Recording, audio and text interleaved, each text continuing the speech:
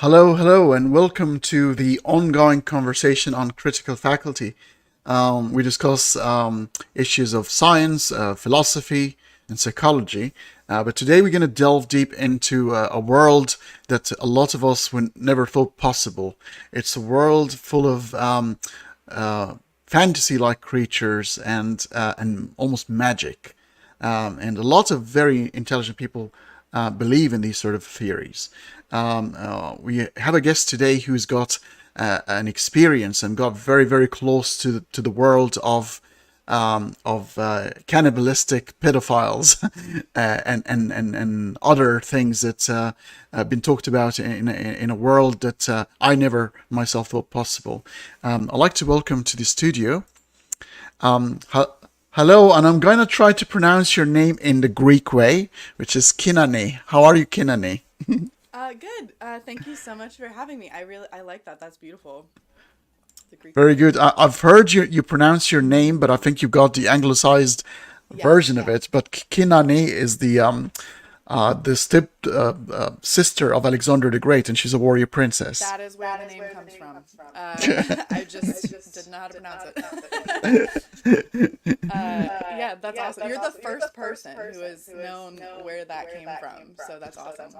I've got a very curious mind, so if I see a strange name, I've got to look it up, I've got to understand it, and it did ring a bell because I'm interested in ancient Greek history, and I remembered Princess Cynane. She was a warrior princess, and she was fantastic. And I guess you kind of what you're going through right now is almost resembles that sort of fight, but more of an intellectual one because I believe you're trying to change things. Um, yeah, I guess you could say that. The situation that we are in now is not good. Um, since 2020, basically, with all of the conspiracy theories and stuff. Um, Sorry, there's some comments saying that my voice has an Yeah, I'm echo. hearing some people. Can you tell us, guys? Kanani's voice had an echo, so let me try and do something that will hopefully change things. If I put my headphones, let's see if my theory works. Hold on. Sorry, I've never had that happen before, so. That's all right. Now, if the crowd can tell us if this is better now because I've got my headphones on. Yeah, is anybody still hearing the echo? Yeah, that'd be We great if you thought can, we'd guys worked can out tell all of us. the technical kinks before we started. Sorry. Echo It's gone. gone. Okay, thank Yeah, goodness. perfect. Yeah, Thank goodness, because I didn't know how to fix it. Um, yeah. Usually the headphones do the trick. While you're introducing yourself and tell the crowd what you're about and what's your sort of why are you writing the book that I'm about to display on the screen right now, taking off the tinfoil hats. Do you know the story behind the tinfoil? I don't think I do actually.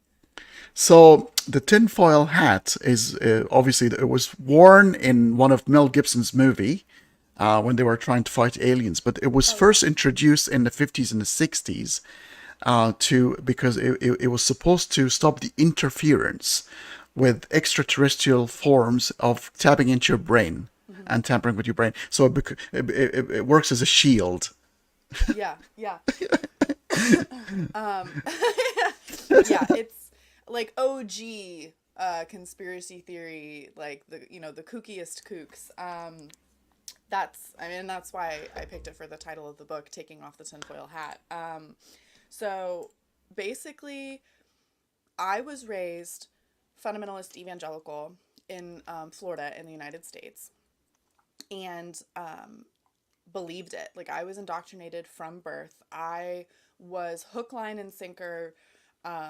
A devout evangelical. I had a personal relationship with Jesus Christ. I believed in healing and speaking in tongues and miracles. I had prayed to speak in tongues, but I had never actually done it. Um, and the world that I grew up in was very insulated, very controlled, very like I didn't know anybody who was not an evangelical Christian growing up. My parents, like, we went to a private Christian school. All of my friends either went to that private Christian school or were homeschooled religiously. Um, like it was complete, like there was no outside influence, and that was exactly how they had designed this. A lot of my friends, not my family, but a lot of my friends, they were involved in IBLP, um, and the Institute in Basic Life Principles. That is an honest to goodness cult that was run by Reverend Bill Gothard. It started in all the way back in like the 70s and 80s, but it got really, really big in like the 80s to early 2000s. The Shiny Happy People documentary on Amazon Prime does an incredible breakdown of the cult. And they were just like hyper patriarchal, misogynistic, authoritarian. Men were the head of the family, the head of everything. Women, you couldn't wear more than 2 finger widths below your collarbone. You couldn't show your shoulders, like floor length skirts. And women were not encouraged for higher education. You were just supposed to find like a husband and then like have children. And the whole shtick, the whole like core of the cult was have as many children as God will bless you with. They don't believe in birth control. Mm-hmm. And so a lot of the families that I grew up with were using Bill Gothard's homeschooling program, ATI, or they were sending their kids to IBLP summer camps. I saw Bill Gothard like sermon VHS tapes in my friends' houses growing up. And these were the parents, the mothers who were running our Bible studies and our summer camps and who taught in my private Christian school. And so, even though my family wasn't a part of IBLP, it was like just pervasive in the culture, hyper purity culture. And living in Florida where it's 105 degrees all the time, I definitely resented that. So, like that was kind of like my background. And then, as I got older, and I accepted all of that. That was completely normalized. I until probably 2020, I still believed that, purity culture was morally good. Um, Sorry, I've had the longest cough. And then as I got older, as I got into high school and stuff, my family, they weren't involved in IBLP, but they were evangelicals, and they were white nationalists. So as on the white Christian nationalist spectrum, I think my parents were maybe a little bit more white nationalist, still evangelical, but like a lot of my friends were more like hyper religious and also white nationalists.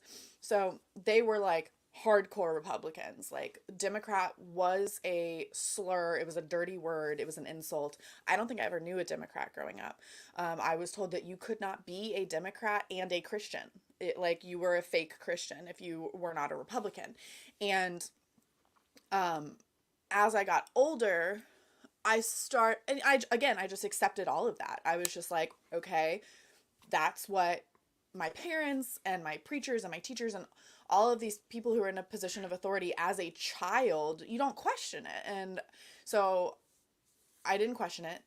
When I got into high school, the Obama years happened, and my kind of life path very much just is a picture of the cultural, like what was happening in the culture at the time. It was very cliche, basically.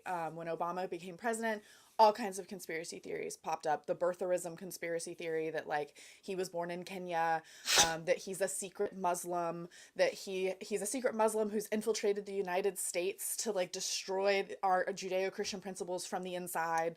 My parents believed all of this stuff, and I was like, I didn't know anything about politics. I was completely politically ignorant. I was in high school, and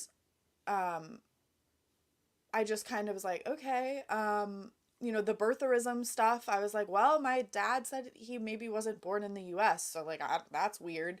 But I didn't have an interest, and I didn't have the information to like, you know, combat any of that. And I was just like, either they just know more than I do, or they're crazy old people and they just believe some crazy stuff, but it doesn't really matter, like it's not a big deal. And moved on, and I was told that, like, I don't need to be politically engaged. I don't need to research candidates or do any of this stuff, because my parents and preachers and teachers and pastors would tell me who the Christian candidate is. You don't need to worry about it. It's so complicated.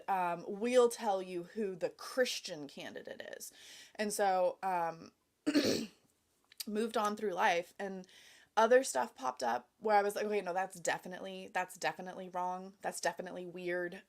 My parents they got a lot more guns during the Obama administration. They were convinced that he was going to launch some sort of communist overtaking of the United States and, like, come and, like, siege their land. They have 5 acres. And so at one point in either high school or undergrad, I went home and my mom had a 5-gallon bucket in her pantry of corn seed. We are not farmers. And I was just like, and I immediately knew what it was. I didn't even have to ask, but I knew what it was. And I was like, Mom, are these apocalypse seeds? And she was just like, so what if they are? Like doomsday prepper level stuff. And I was just like, that's insane. Okay, but you're not hurting anybody by having a bunch of corn, so, like, whatever. And then when the Fukushima accident happened, and this was not this wasn't a political conspiracy theory, this wasn't a religious conspiracy theory, it was just like, my parents are losing it. When the Fukushima nuclear reactor accident happened in Japan, and I'm in undergrad for nuclear engineering when this happens, my mom found, my dad doesn't know how to use the computer, but my mom, like, found on YouTube that all of the contamination and stuff that was leaking out of the reactor had gotten into the ocean. It had traveled to the west coast of the United States. It was melting all the fish. The contamination was being picked up in the rain, raining across the west coast of the United States. Now all of the grass was contaminated. All of the cows were contaminated. And we were moving into a nuclear famine. And we're at a farmer's market, and she's just, like, chit-chatting with people, telling everyone this. And I'm just like, no. Like, I'm in school for nuclear engineering. Why are you not at least asking me about this? It was just like, no, I saw it on YouTube. And so things like that, I was just like, that's insane. That's not a thing. So, sorry. That's all right. Go ahead. Let me ask you a question, because I'm going to call you Sin. I like your short name. Sin is cool. I like that. I've got different audiences from the Middle East, from Europe, and I want you to paint the picture of how pervasive and how common what you're saying, because what you're saying might be perceived as a very, very small community within the United States. If you were, so maybe just tell people how widespread that is. That is such a great question. Thank you so much for asking it. I can't rattle off all the statistics off the top of my head, but I just want to impress that this is everywhere. This is American culture. Like, everybody, we want to think that these issues are, like, fringe issues and that they don't really matter, which is exactly what I grew up kind of thinking. But it is a huge force in the United States. In the 1990s, so when I was born, the evangelical population peaked at 30% of the entire United States population. 30% of all of the United States was not Christian, but was specifically evangelical Christian. Add to that, you have, like, the mainline Protestants and the Catholics and all the other denominations. 30% were purely evangelical. And basically, this was on the back of the Satanic Panic in the 1980s. We had this moral panic of, there's Satan worshipers in the woods, and your kids are being infested with demons by playing Dungeons and Dragons. And so basically the moral panic kind of got everybody to be like, oh, like, we need to protect our kids. And they built a they built an empire. They built an alt culture inside of broader American culture, which is the world that I grew up in.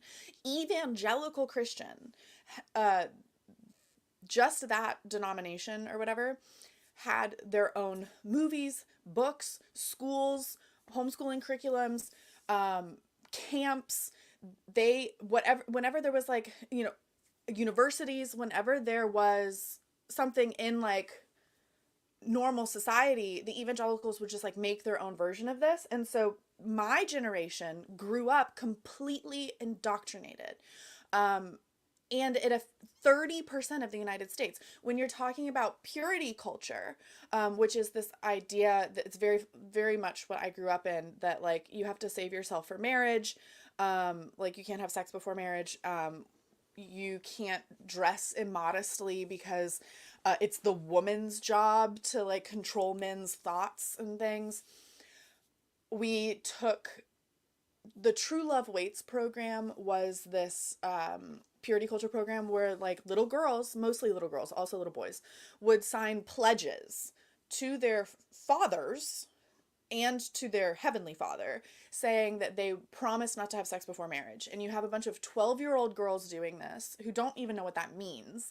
And some of them would go to purity balls, and you'd get a purity ring to like show people that like you were going to be chaste. I've seen some statistics that said as many as 12% of all girls in the United States have taken a purity pledge. So that's not even people who are affected by purity culture. That's just who have specifically taken a pledge. And like the Left Behind book series. The Left Behind book series is this it's a book series written by Tim LaHaye that is absolutely bonkers. The OG evangelical conspiracy theory is like this idea that like Jesus is coming back, the second coming of Jesus.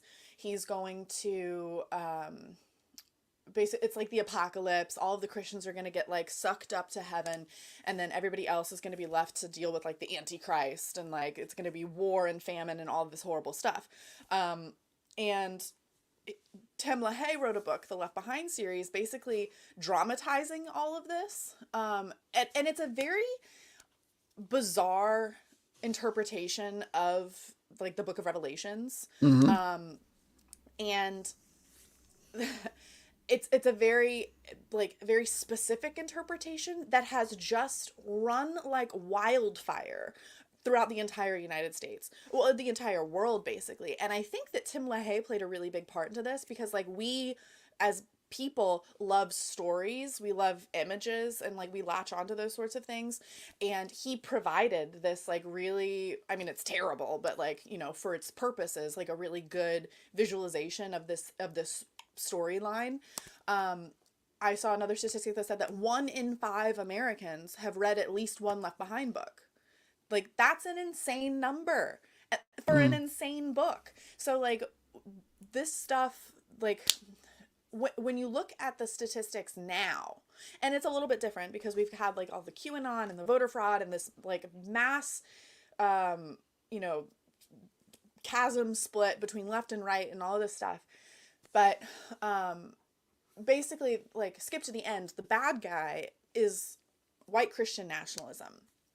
And there's a book called Taking America Back for God by Andrew Whitehead and Samuel L. Perry. They are sociologists, and so they talk about the demographic statistics, the polling numbers, like how many of these white Christian nationalists are here currently, all of this stuff.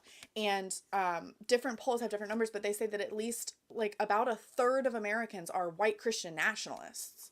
And another poll showed that 60% of Americans believe that the United States was founded on Judeo-Christian principles, which is a key component of white Christian nationalism. And 45% of all Americans right now believe that this country should still be founded on Judeo-Christian principles.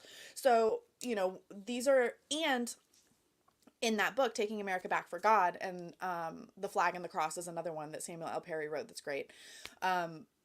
They have a scale, like a metric to figure out like how white Christian nationalist are you, because it's a spectrum.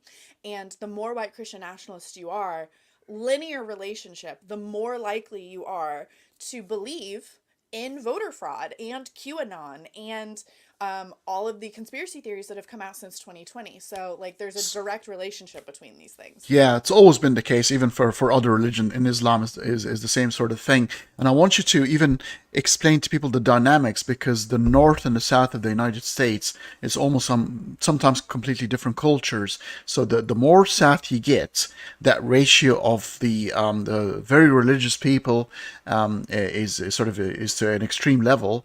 But when we talk about evangelical Christianity, and I want to sort of draw the distinction, because you get your Protestants and the multiple hundreds of denominations of Protestantism. There's a few Catholics, especially in the north. But when we talk about evangelical Christianity, the first thing comes to mind is William Lane Craig, and all the televangelists. So maybe give people an idea of what an evangelical Christian is, and how they differ from other Christians. Yeah. So, and also a great question. So, there are like actual definitions. I think like Jesus and John Wayne, which is an incredible book.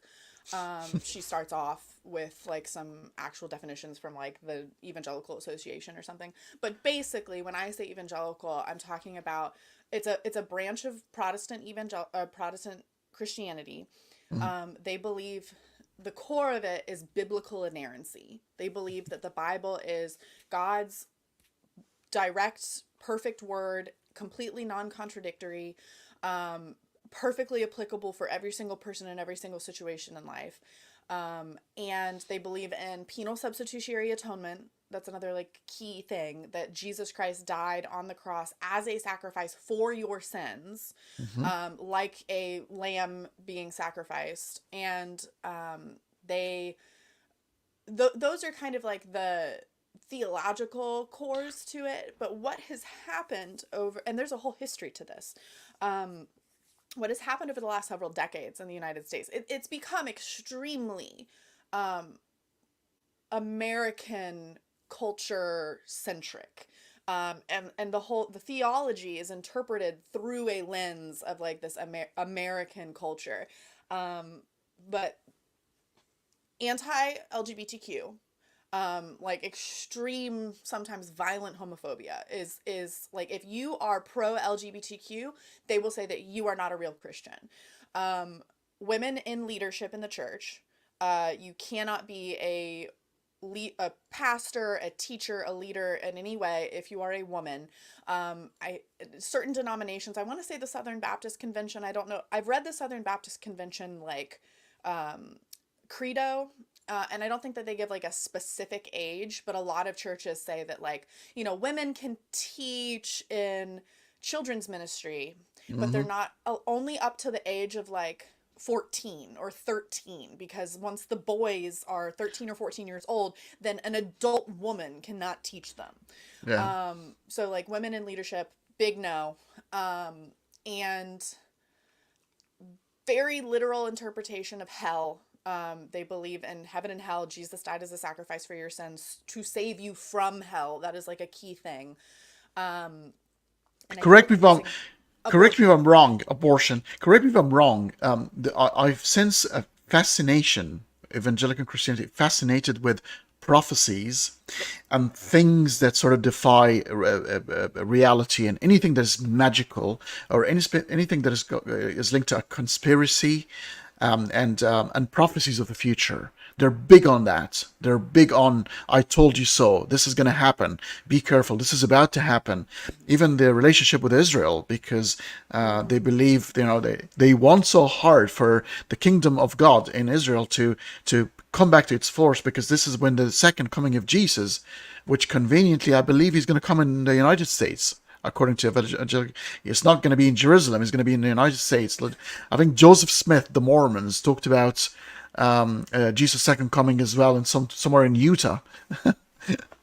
So, what is that fascination with magical stuff and weird creatures and dragons and prophecies? So I think that it all comes down to the biblical inerrancy. Like I can't over stress like how important that is to like the whole evangelical thing.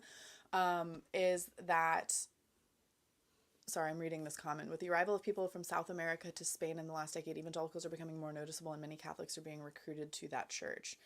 South America. Oh, I don't actually know. Because Lena is one of our moderator, and she is from Spain, so she is. So that's not. It's the United States is exporting evangelical Christianity into the rest of the world. Yeah. Hooray! Oh yeah, and QAnon. But so the biblical inerrancy thing is that like and this is huge. So evangelicalism, I want to say, was born in so like Protestantism was born obviously back in like 1500 whatever with Martin Luther, but evangelicalism was born in like the 1700s, and you had these like revival preachers like I'm gonna get their names wrong, but like Edwards and Whitefield, and they had what was called, and this goes back to QAnon, the original Great Awakening. And it was a series of revivals that like basically like birthed this evangelical movement. And the core tenet of this is that the Bible is inerrant, but also very literal, and that the average person, a normal lay person, can pick up the Bible, read it, and perfectly understand it without any kind of like translational context or historical context. You don't need anything, just like a regular idiot can pick up the Bible and perfectly understand God's words. And so Because the Bible was written in English.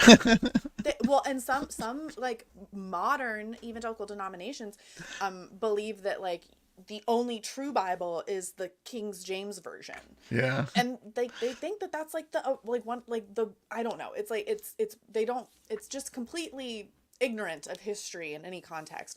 But when you have that perspective, and it makes sense in their theology, because they think that God has a active role in your personal life. He has like plans for your specific life. He can speak directly to you. You don't need, and it also, there's a great book called Anti-Intellectualism in American Life by Richard Hofstadter. He was a historian back in the 50s and 60s.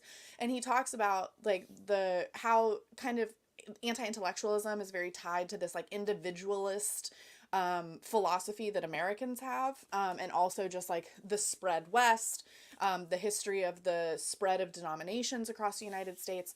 So like I don't need some sort of intellectual elite to tell me what God says. Like the Bible is directly for me. And so if you have a literal reading of that, you end up with like talking snakes and talking donkeys and all of these like prophecies and things. And then the Tim LaHaye version of stuff, which is a lot of it very extra biblical. Like it's not really in the Bible.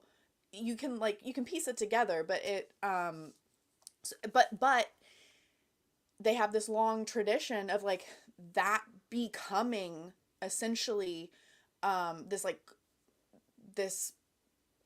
I want to say like cultural scripture, like the anti-LGBTQ stuff, the anti-abortion stuff especially, because the Bible really doesn't talk that much about abortion, and the very few things that it does say about abortion would actually be like pro-abortion, but the evangelicals culturally have decided that it's very much not allowed. And so they're just in this habit of basically deciding for themselves what it says, whether it says it or not.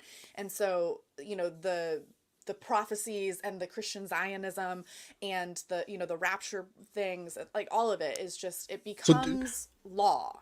Do you think, I mean, it's almost a wish gone too far, because one of the reasons for Protestantism and the 30 Years' War in Germany, Martin Luther's situation, was to free the biblical texts from being only uttered and explained in Latin by certain elites, and they want it to be available to everyone, which is fair enough. That sounds really good, but it opened a can of worms because all laymen started to have their own interpretation, even the wacky and the crackpot stuff has started to emerge. And obviously, evangelical Christianity has sort of been birthed from the bosom of that sort of movement, given way to, if every person can individually explain the Bible, they're going to have their own version. It might be a delusional. Maybe this person is suffering from issues within the neurological network of the brain, and they're going to have a very strange understanding of the Bible, and that has to be correct, because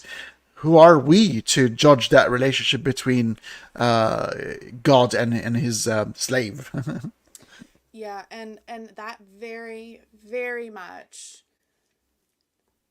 I don't know if it kind of explains or just kind of like goes with like how we've ended up where we are now with all the conspiracy theories and stuff, because it really comes from this individualist, anti-intellectual, and those might just be like natural human impetuses, of saying, I don't need some sort of like fancy pants man telling me what to do. And so now that applies to doctors, like I'm used to basically deciding my own eternal destiny. So who are you to tell me what pill to take?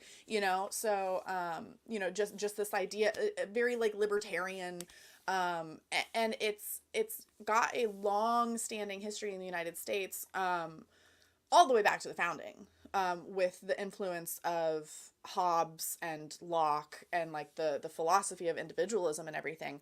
But what I find particularly fascinating is, the history of the rise of the modern version of white Christian nationalism, which really started in the 1950s, 1960s.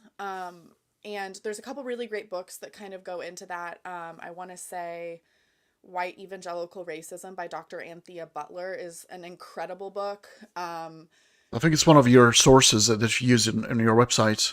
I have all of my book recommendations listed on the resource page of my website. So, for anything that I say, like that's where you can find it. But like basically, in the 1950s, you had Billy Graham, and everybody knows Billy Graham. He was like the OG like televangelist, like what you were saying earlier about like all of these televangelists that like really popularized these things.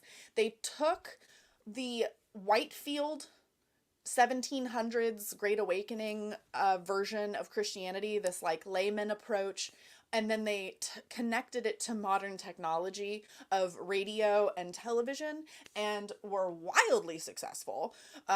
Billy Graham was kind of the first big guy to do this, but it was really the generation after him that ran with it. And so you had people like Jerry Falwell Sr., and Chris Patterson, no, sorry, something Patterson, whatever his name is. He just died. And Tim LaHaye, and these mega pastors who had churches with tens and hundreds of thousands of attendees. They had these mega churches, which were massively influential. They then also had private Christian schools that they ran. And then they also had these media empires with talk radio and televangelism. And so you had like the Praise the Lord Club with like Tammy Faye Baker. And then the generation after that, you had James Dobson. And, every generation, I feel like they've gotten more and bigger, and they've gotten better at this.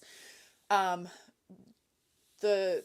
Falwell generation, they're the ones who figured out that they could connect,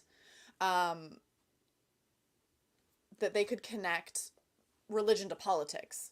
And I'm pretty sure that there's a quote somewhere that I need to find for my book, but I haven't been able to find it again, where Jerry Falwell Sr., and he's the guy who started Liberty University, which is in Virginia right now. It's like one of the biggest Christian universities. A lot of people that I grew up with, if they went to college, went to Liberty University.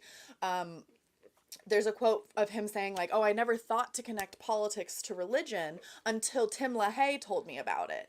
And Tim LaHaye started the Council for National Policy. Jerry Falwell started the Moral Majority.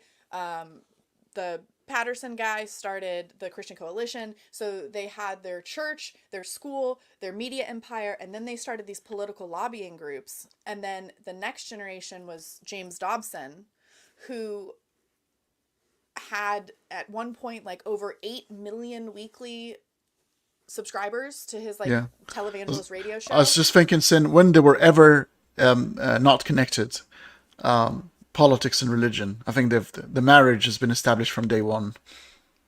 Oh yeah, but the modern religious right, the modern version of white Christian nationalism, this was kind of like the inception of it.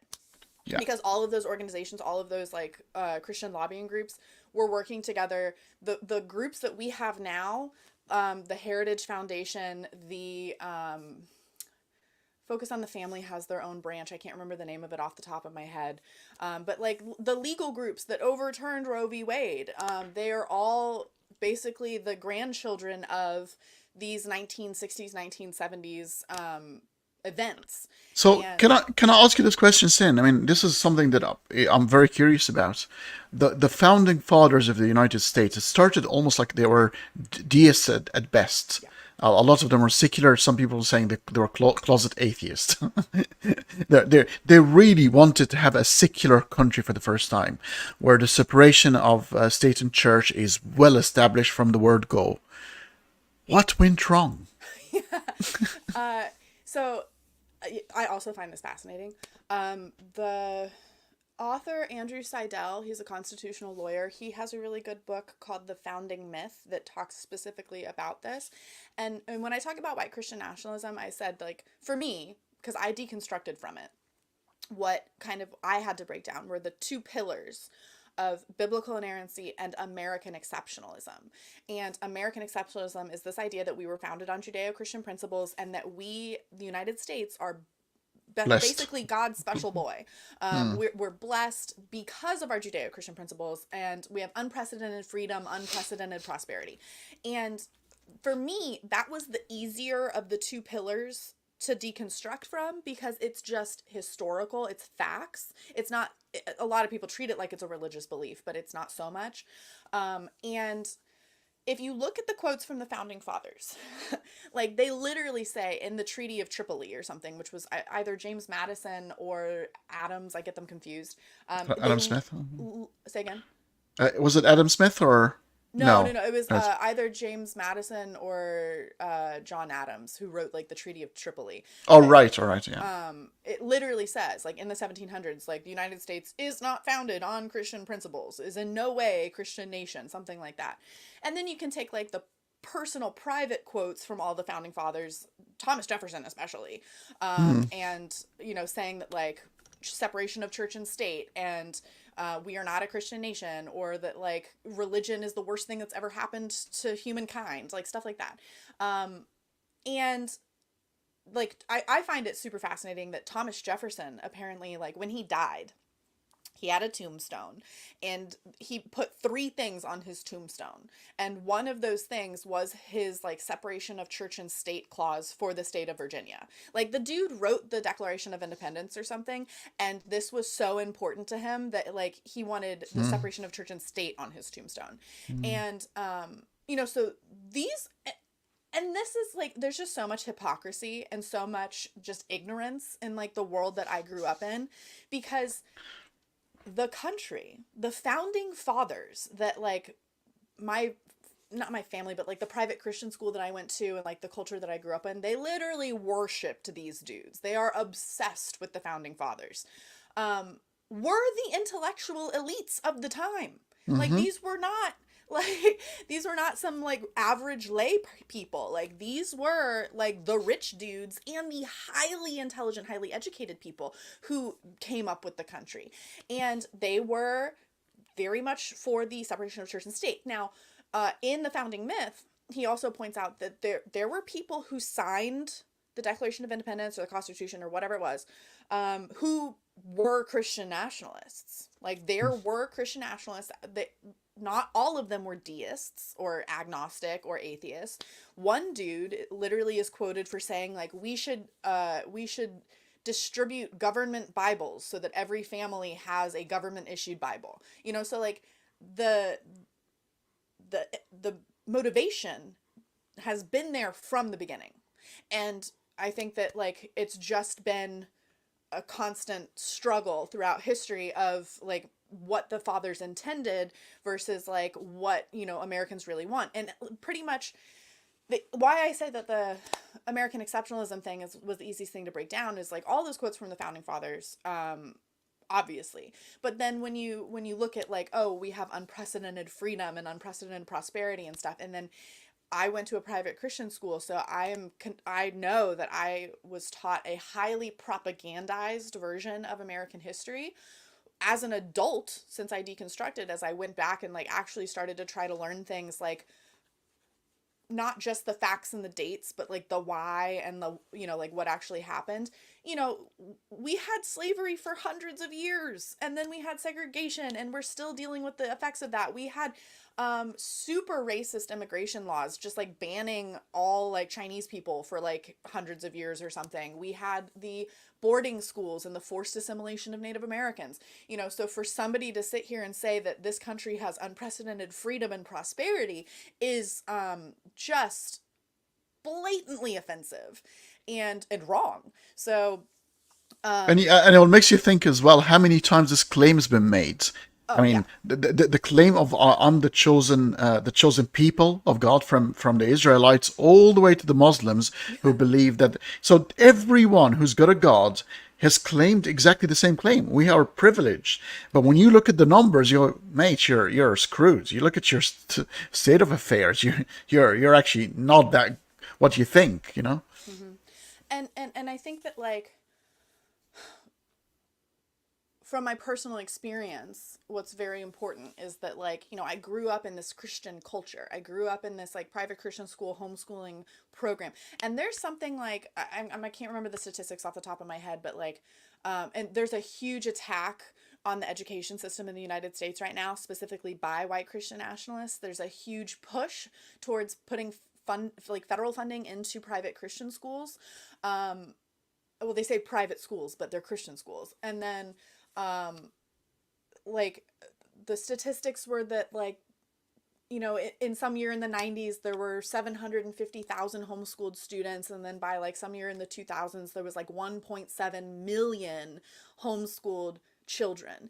And like at least 2/3 of those are specifically religious homeschooling. Like it's religious motivation that's driving them to homeschool because it is the easiest and the best way to indoctrinate people. And I grew up in this and I believed it. Into adulthood, I believed it because the indoctrination is so effective.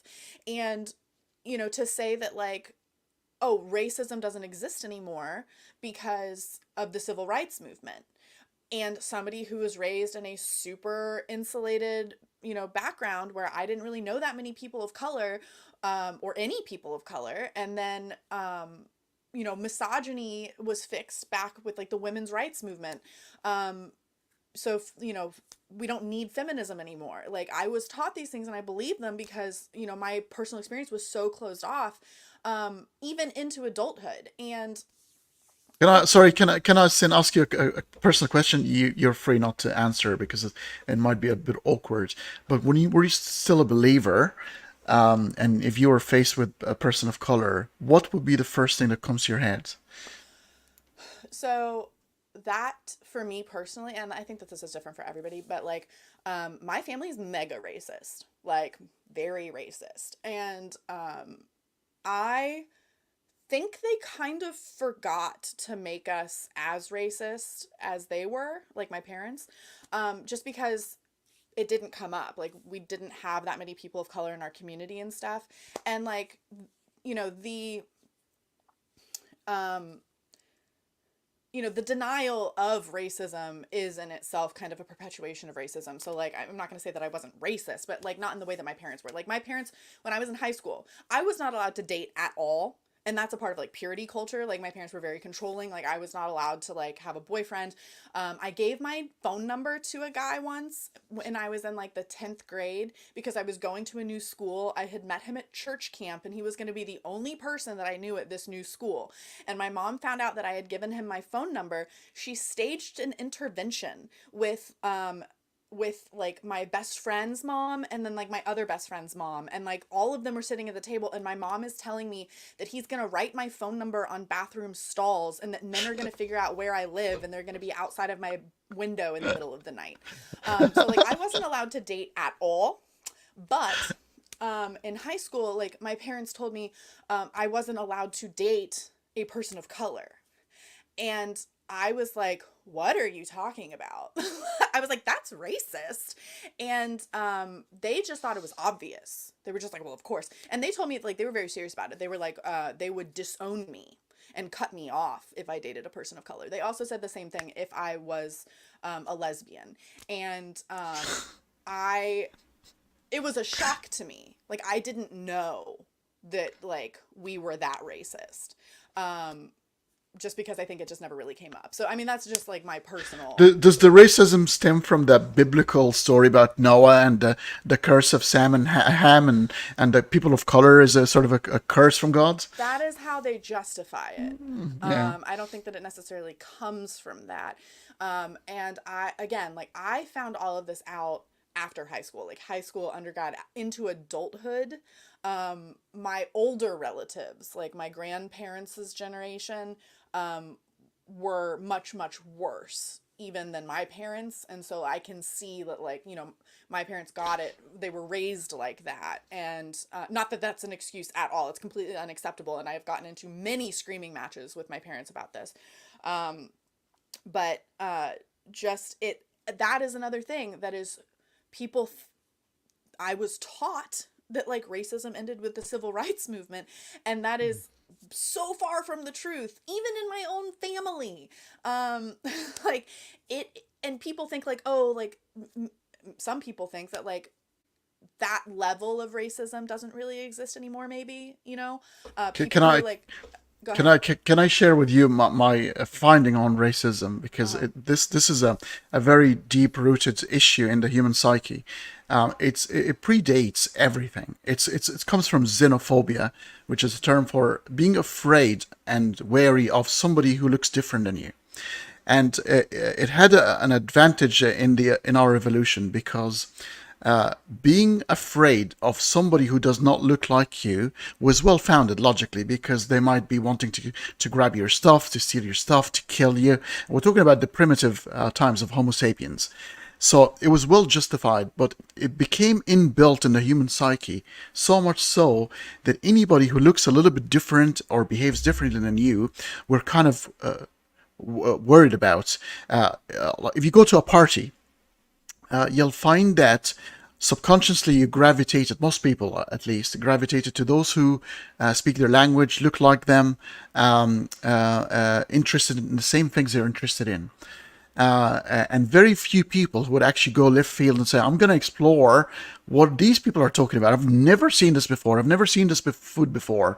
And a few people can venture out that way, but the vast majority of people are afraid of the things that they don't understand.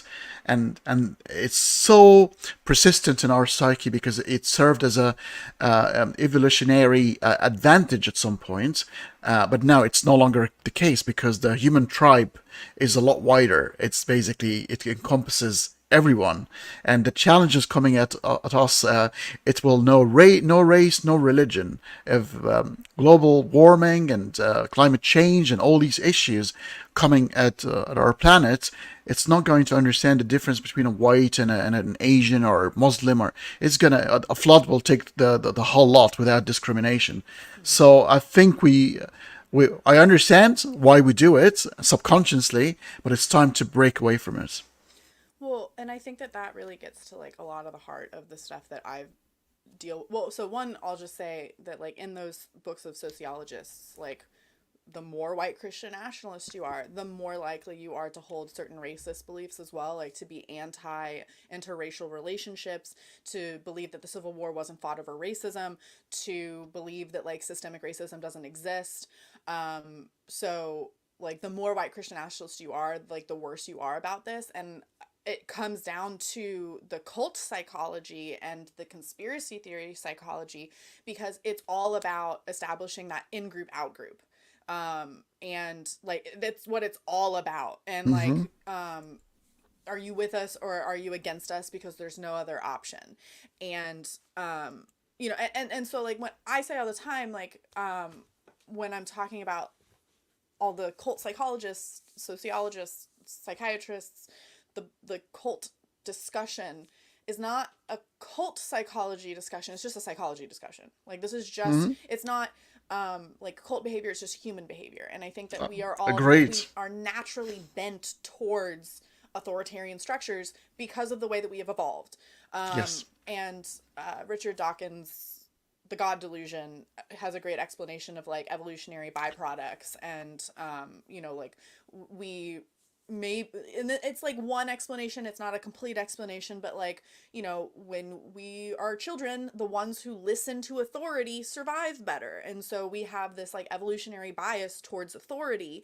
And so we, that's why we're drawn to strong men, like Trump and these like cult leaders and authoritarian structures. So And the reason I'm mentioning this sin, and I'm really sorry to interrupt you because no. this is very important, because some of these people are actually, some of them are quite nice and decent. It's like Oh, your grandmother is a lovely person, but for somehow when she sees a black person, she is worried and she's afraid and she's scared, and she doesn't she reacts kind of in a way that it makes no sense whatsoever.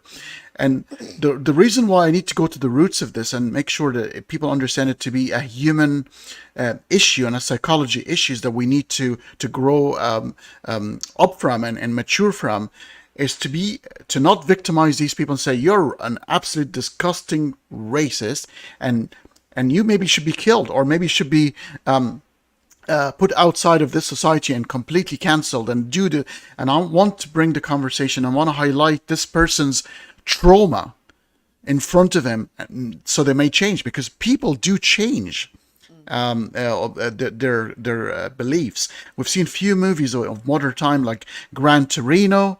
There is the American History by Edward Norton. There are few movies where it starts talking about racism and the fact that people can actually change their beliefs if they are faced with the problem, and actually contained, rather than saying, well, sorry, you're out, and that we're never going to talk to you about it, you're disgusting, and that's the end of the story.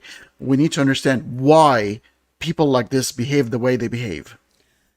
yeah, yes. And that's basically like why I'm writing my book, because and something that I say is that we need to believe that everyone can change, Mm. but just accept that most people won't. Um, because I'm not the happy clappy like forced positivity manifestation. It's very much an evangelicalism of like name it and claim it, and then like the new age side of it is like manifestation, like saying that like, oh, things are going to work out, things are going to be great. Sometimes they don't. And sometimes like those relationships are lost, and these people who fall for these conspiracy theories and believe these like fundamentalist ideas, like sometimes you cannot salvage them, and if you do, it is extremely difficult and maybe like not worth it.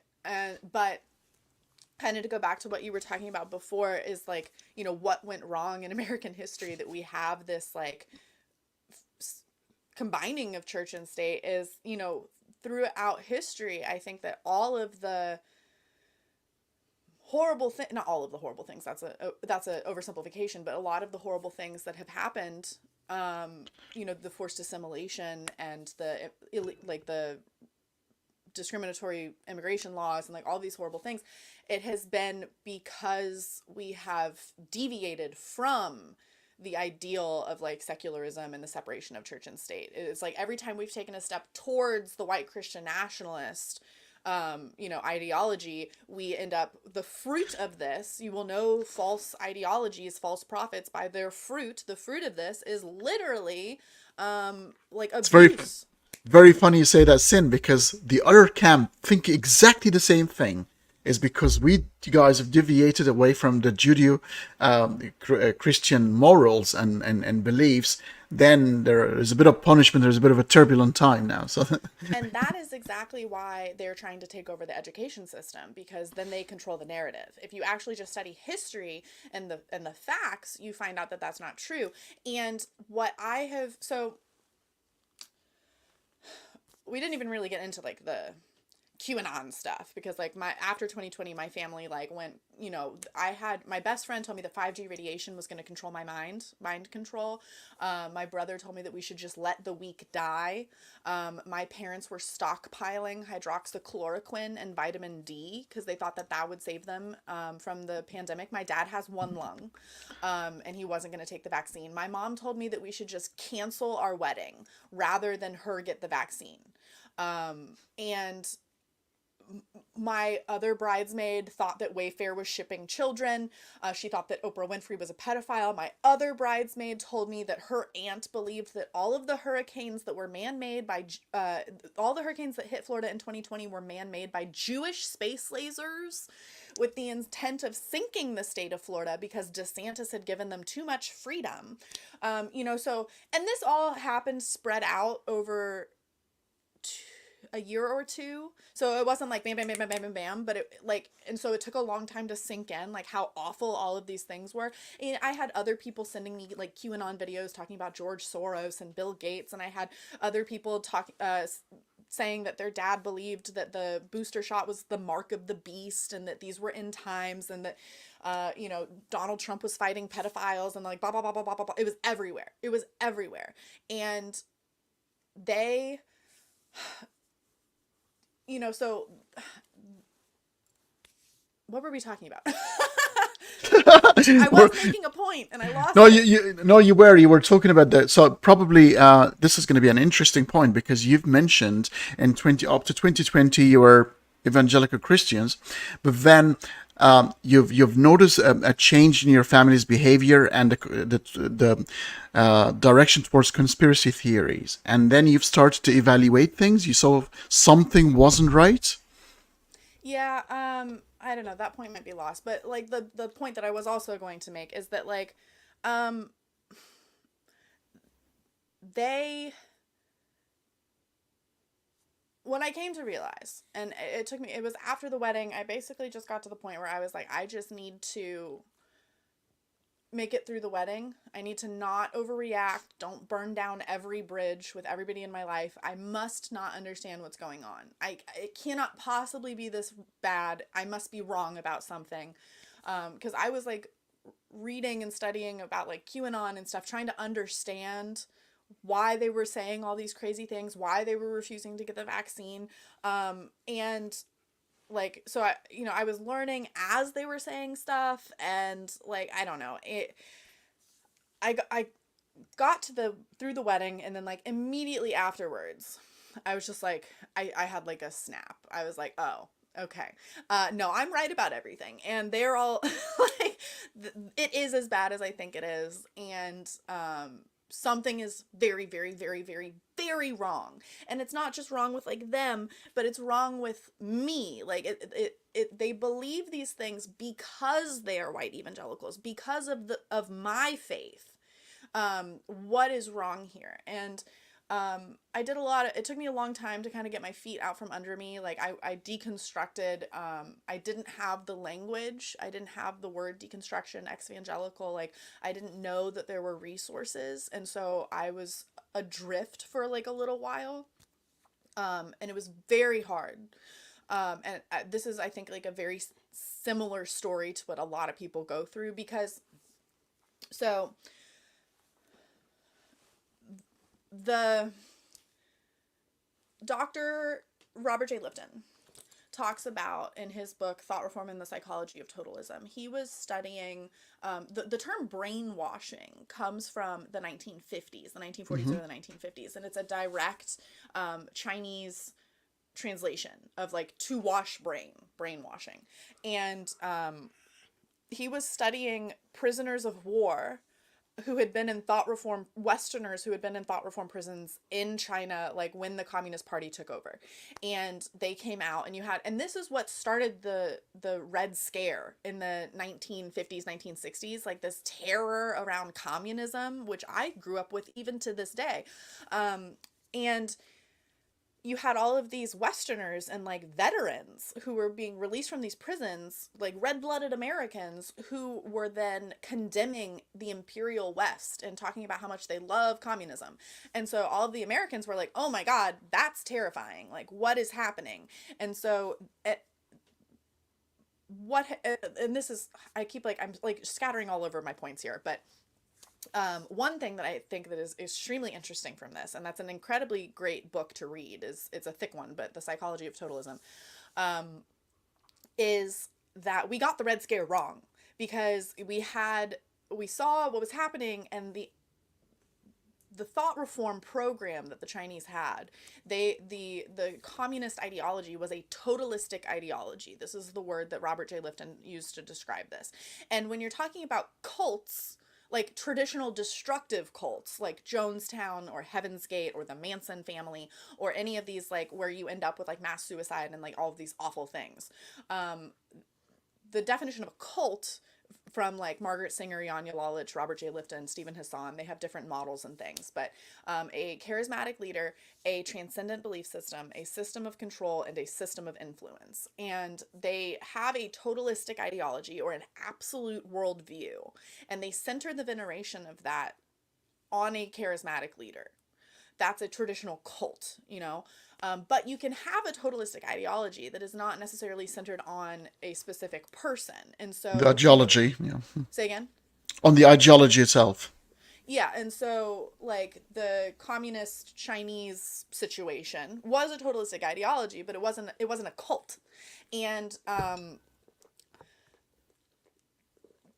what happened with the Red Scare that I think is very ironic is that they saw this totalistic ideology, they saw the thought reform programs, they were like, that's really scary. And so, but instead of focusing on thought reform and the psychology behind like in-groups and out-groups and cults and psychology and totalistic ideologies, they've just focused on communism. And so they created a totalistic ideology in response to a totalistic ideology. Yeah. And so we came up with "In God We Trust," obviously emerged.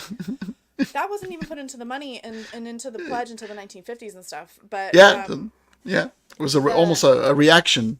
And the president didn't used to say and God bless America at the end of all of his speeches until around the same time too. And the National Prayer Breakfast didn't happen until around the same time too. It was all that like 1950s to 1970s, literally the worst period. But what Robert J. Lifton talks about in what was happening in China with these prisons was brainwashing, which is so thought reform. He has eight criteria, 8 methods of thought reform, and this is like how you manipulate somebody into adopting a totalistic ideology. So cults use thought reform to get you to adopt their totalistic ideology, and it's like loading the language, like using like Christianese is like what we used to say growing up. Or like That's a good one. Scientology is like really big on loading the language. They have dictionaries full of acronyms and things. Mystic manipulation, so like speaking in tongues or healing and like all of these things. And then there's 8 of them. I don't know. And but it is more or less voluntary.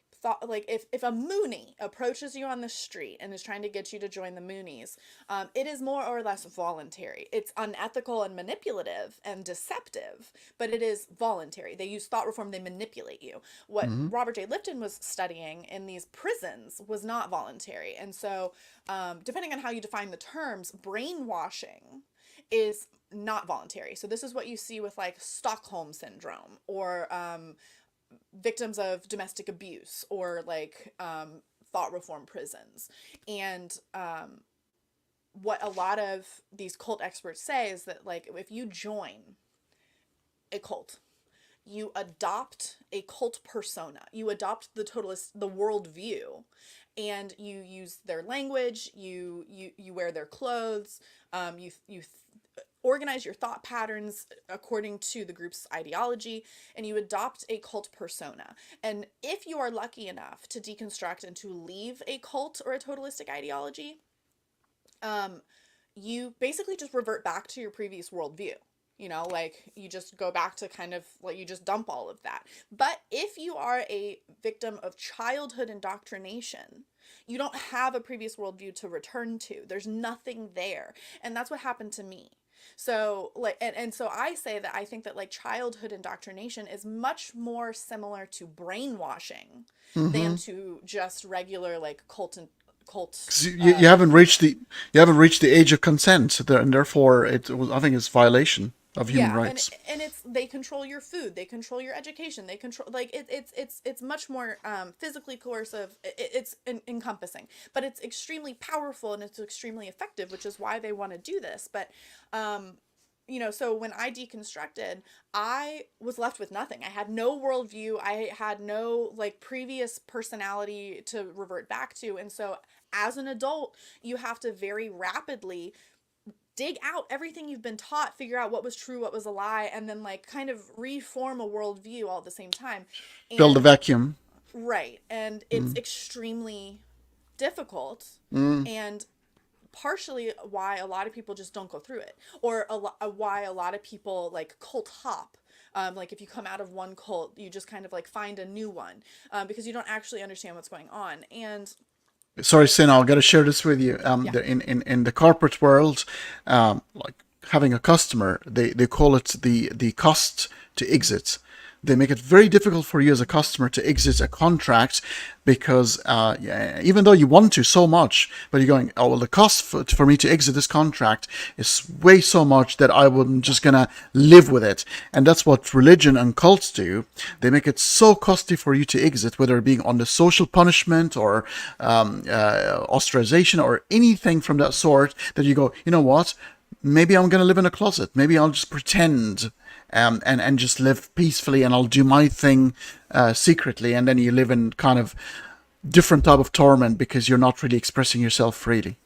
yeah. Oh, and there's so much, there's so much there that they use to keep you in a group or in a belief system. There's the social pressure.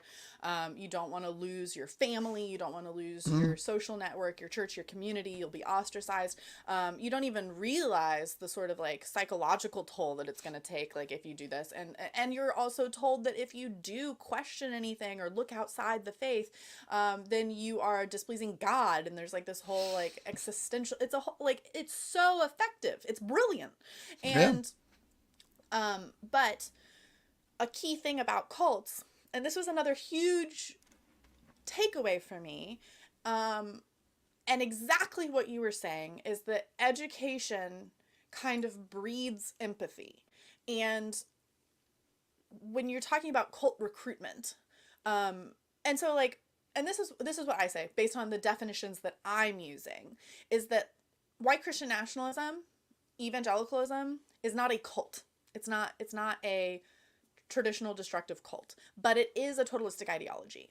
It does still employ the all of the unethical thought reform manipulation, and it is still an imbalanced power structure, and it still leads to all of the abuses that you find in more traditional destructive cults.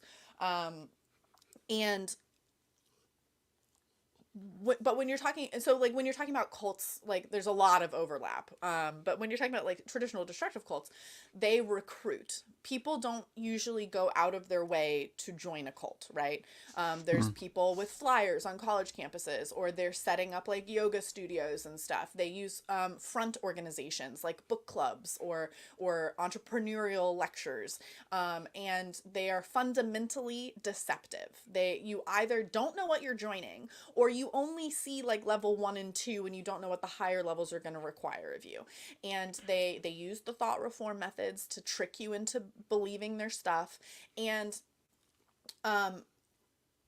they the people who join these things are good people.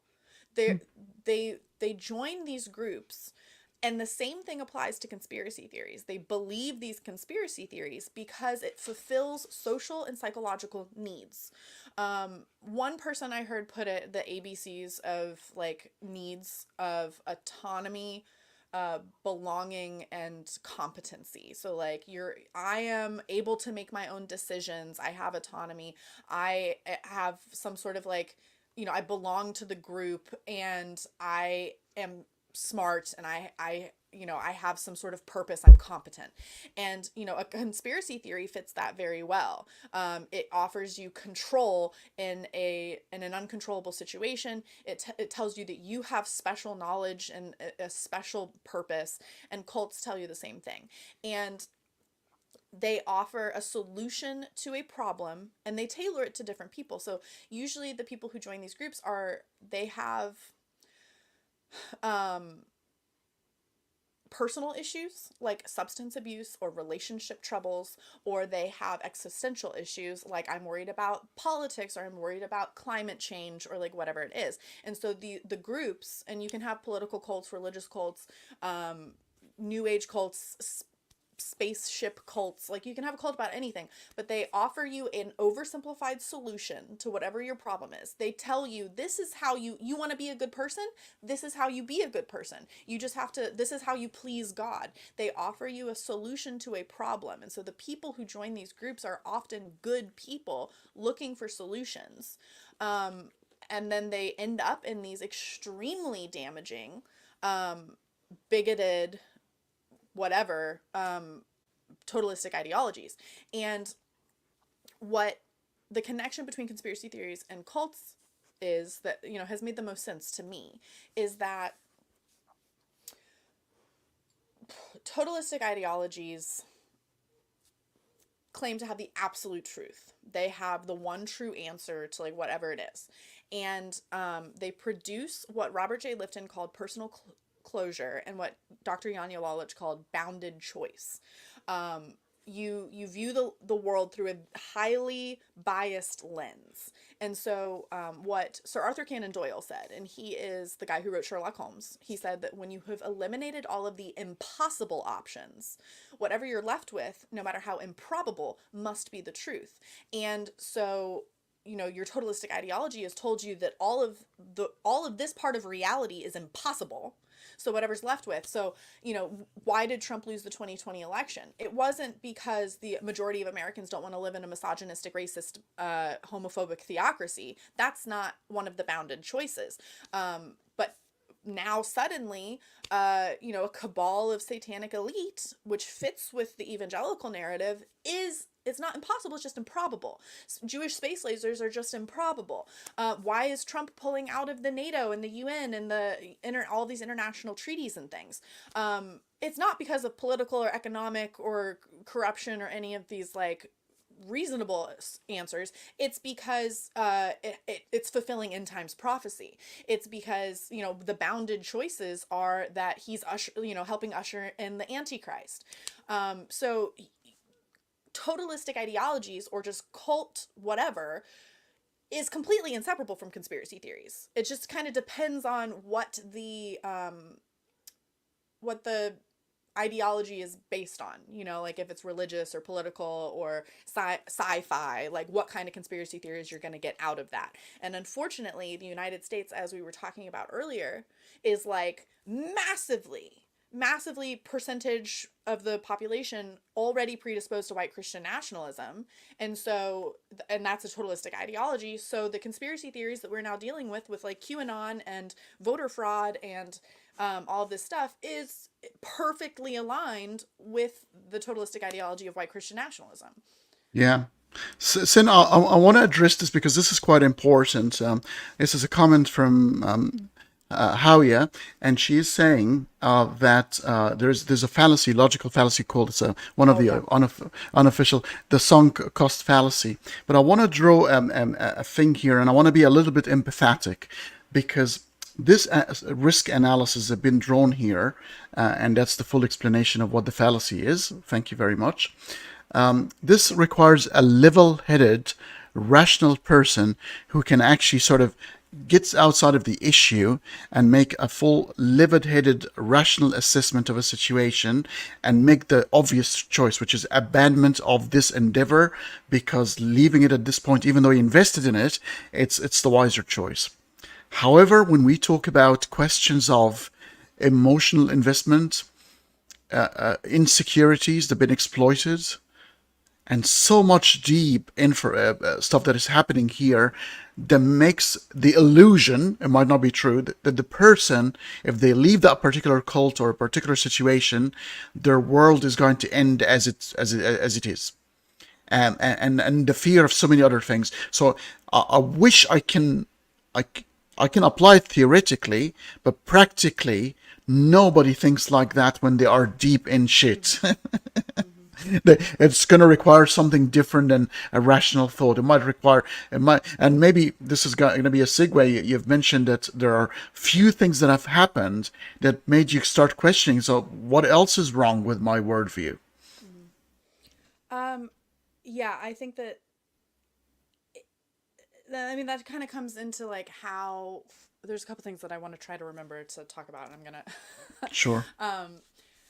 it kind of comes into like how you talk somebody out of these belief systems, like how, like, you can't logic somebody out of it. You can't and that's the point of the totalism, of the thought reform, of the all of this stuff, is that it the in-group out-group dichotomy, um you know it purposefully shuts off empathy. The point is to shut off empathy. And this is why QAnon has some of like the craziest beliefs that you can have, and why there was such a, there was the satanic panic in the 1980s. In 2020 we had a save the children moral panic around like human sex trafficking and things. Not Mm. to say like that is a real issue, but the conspiracy theory version of it that propped up in 2020 was spreading a lot of misinformation, because the worse you can make the outside group look, the better you feel as part of the inside group, so like, Mm. just whatever the absolute worst thing that you can possibly think of, you're just going to apply it to like whatever's happening on the outside. Like the worst thing you can think of is like child sex trafficking, so that must be what's happening on the outside. And you can't logic, as Dave says, you can't logic somebody out of these beliefs, because it's not like a logical thing. It's a Mm. lot of, and I have not been successful. I have not really gotten anybody out of any of this, and that is the story that I keep hearing over and over and over and over again. I have thousands of TikTok comments of people talking about all of the loved ones that they lost, not to the pandemic, sometimes to the pandemic, but mostly to the conspiracy theories. Like, I've had to go no contact with my mom or my brother or my whoever, because there's no quick and easy way to talk somebody out of this stuff. And what Dr. Stephen Hassan talks about is, so deprogramming, not a good word. And again, like, how you define things, because in the 1970s, when people started to figure out what cults were, there was this big movement to like deprogram people that involved like kidnapping them and then like, locking them in a hotel room and trying to force them to like out of their cult belief. And that is very unethical and physically coercive, and there's lots of problems with that. So, like, deprogramming is not a great word, because that's usually what it's referring to. What Dr. Stephen Hassan talks about is exit counseling, and he describes it, it sounds kind of more like an intervention where you get, like, a lot of friends and family around, and you just, like, ask, like, probing questions. And, Mm. some people, sometimes it's successful, sometimes it's not. Some people criticize that method too. But the point is that you can't logic them out of it. You can't lecture them out of it. Which is initially what I tried to do, obviously, because I was like, oh, Hillary Clinton is not eating babies. Like, we can agree on that. And then like they didn't. Like, and you I can't you don't know can't about that. you can't call them a dumbass. And I am physically incapable of not calling them a dumbass. So, like, you have to ask slow, probing questions. You have to get them to think for themselves. And Mm. importantly, from what I've read, I think you're supposed to emphasize your emotional connection, get them to remember why they love you or why your opinion should matter to them. Um, Deep Drink said, I blew up at my dad and said, your entire worldview is like the land of Narnia where the ninnies do sing, nothing works, and it all falls apart with an intelligent question. My stepmom laughed. Yeah. Uh, but they're, if you just call somebody an idiot, like, you're an idiot, you believe in, space lasers, like, they're not gonna take anything from that. Defense mechanism is going to, as soon as you adopt somebody idiot or attack Right. them, they're going to get defensive immediately. There's Right. no way to engage in a conversation. And so, for me moving forward, what my kind of plan is, which is not something to be modeled because I don't know what I'm doing, is to focus on like what I deconstructed from, how I saw white Christian nationalism, the pillars of biblical inerrancy and American exceptionalism, and trying to undermine those because those are the base beliefs. If you're talking about Jewish space lasers, you're up in the turret of a mind castle. And even if you get them to admit that Jewish space lasers aren't a thing, then they're just gonna jump onto like lizard people or like whatever other conspiracy theory there is. So I want to try to attack the base beliefs. And my book is kind of like also for my personal family to just try to like have a complete conversation on this.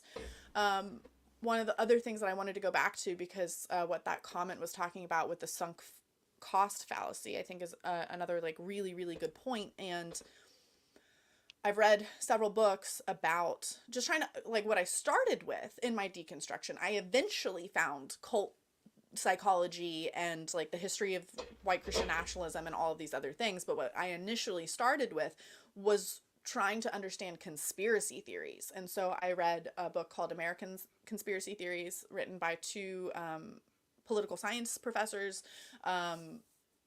Suspicious Minds by Rob Brotherton. And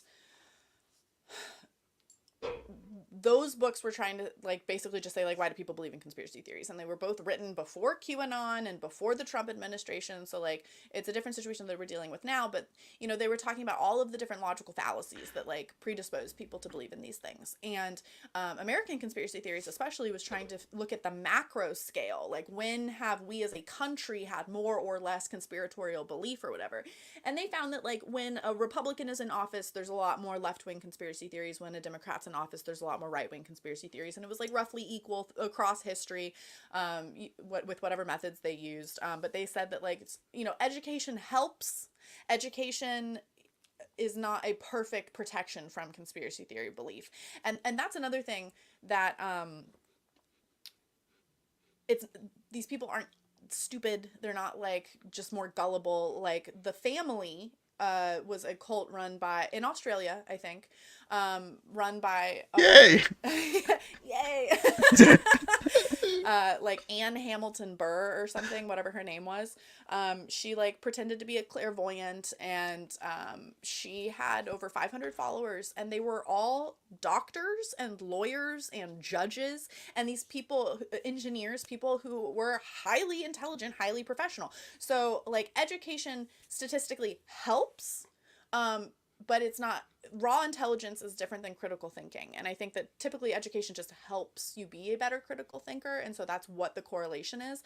But the education helps, but the biggest thing was the media environment. So the information environment was one of the things that like large scale influenced conspiratorial belief in the United States. And on a micro scale, on a personal scale, you had all of these logical fallacies. And so I think it's super interesting that you have kind of the cult thought reform stuff, and also at the same time, like I think that those are all fairly tailored to manipulating our own just natural logical fallacies, like those evolutionary biases that we talked about. So like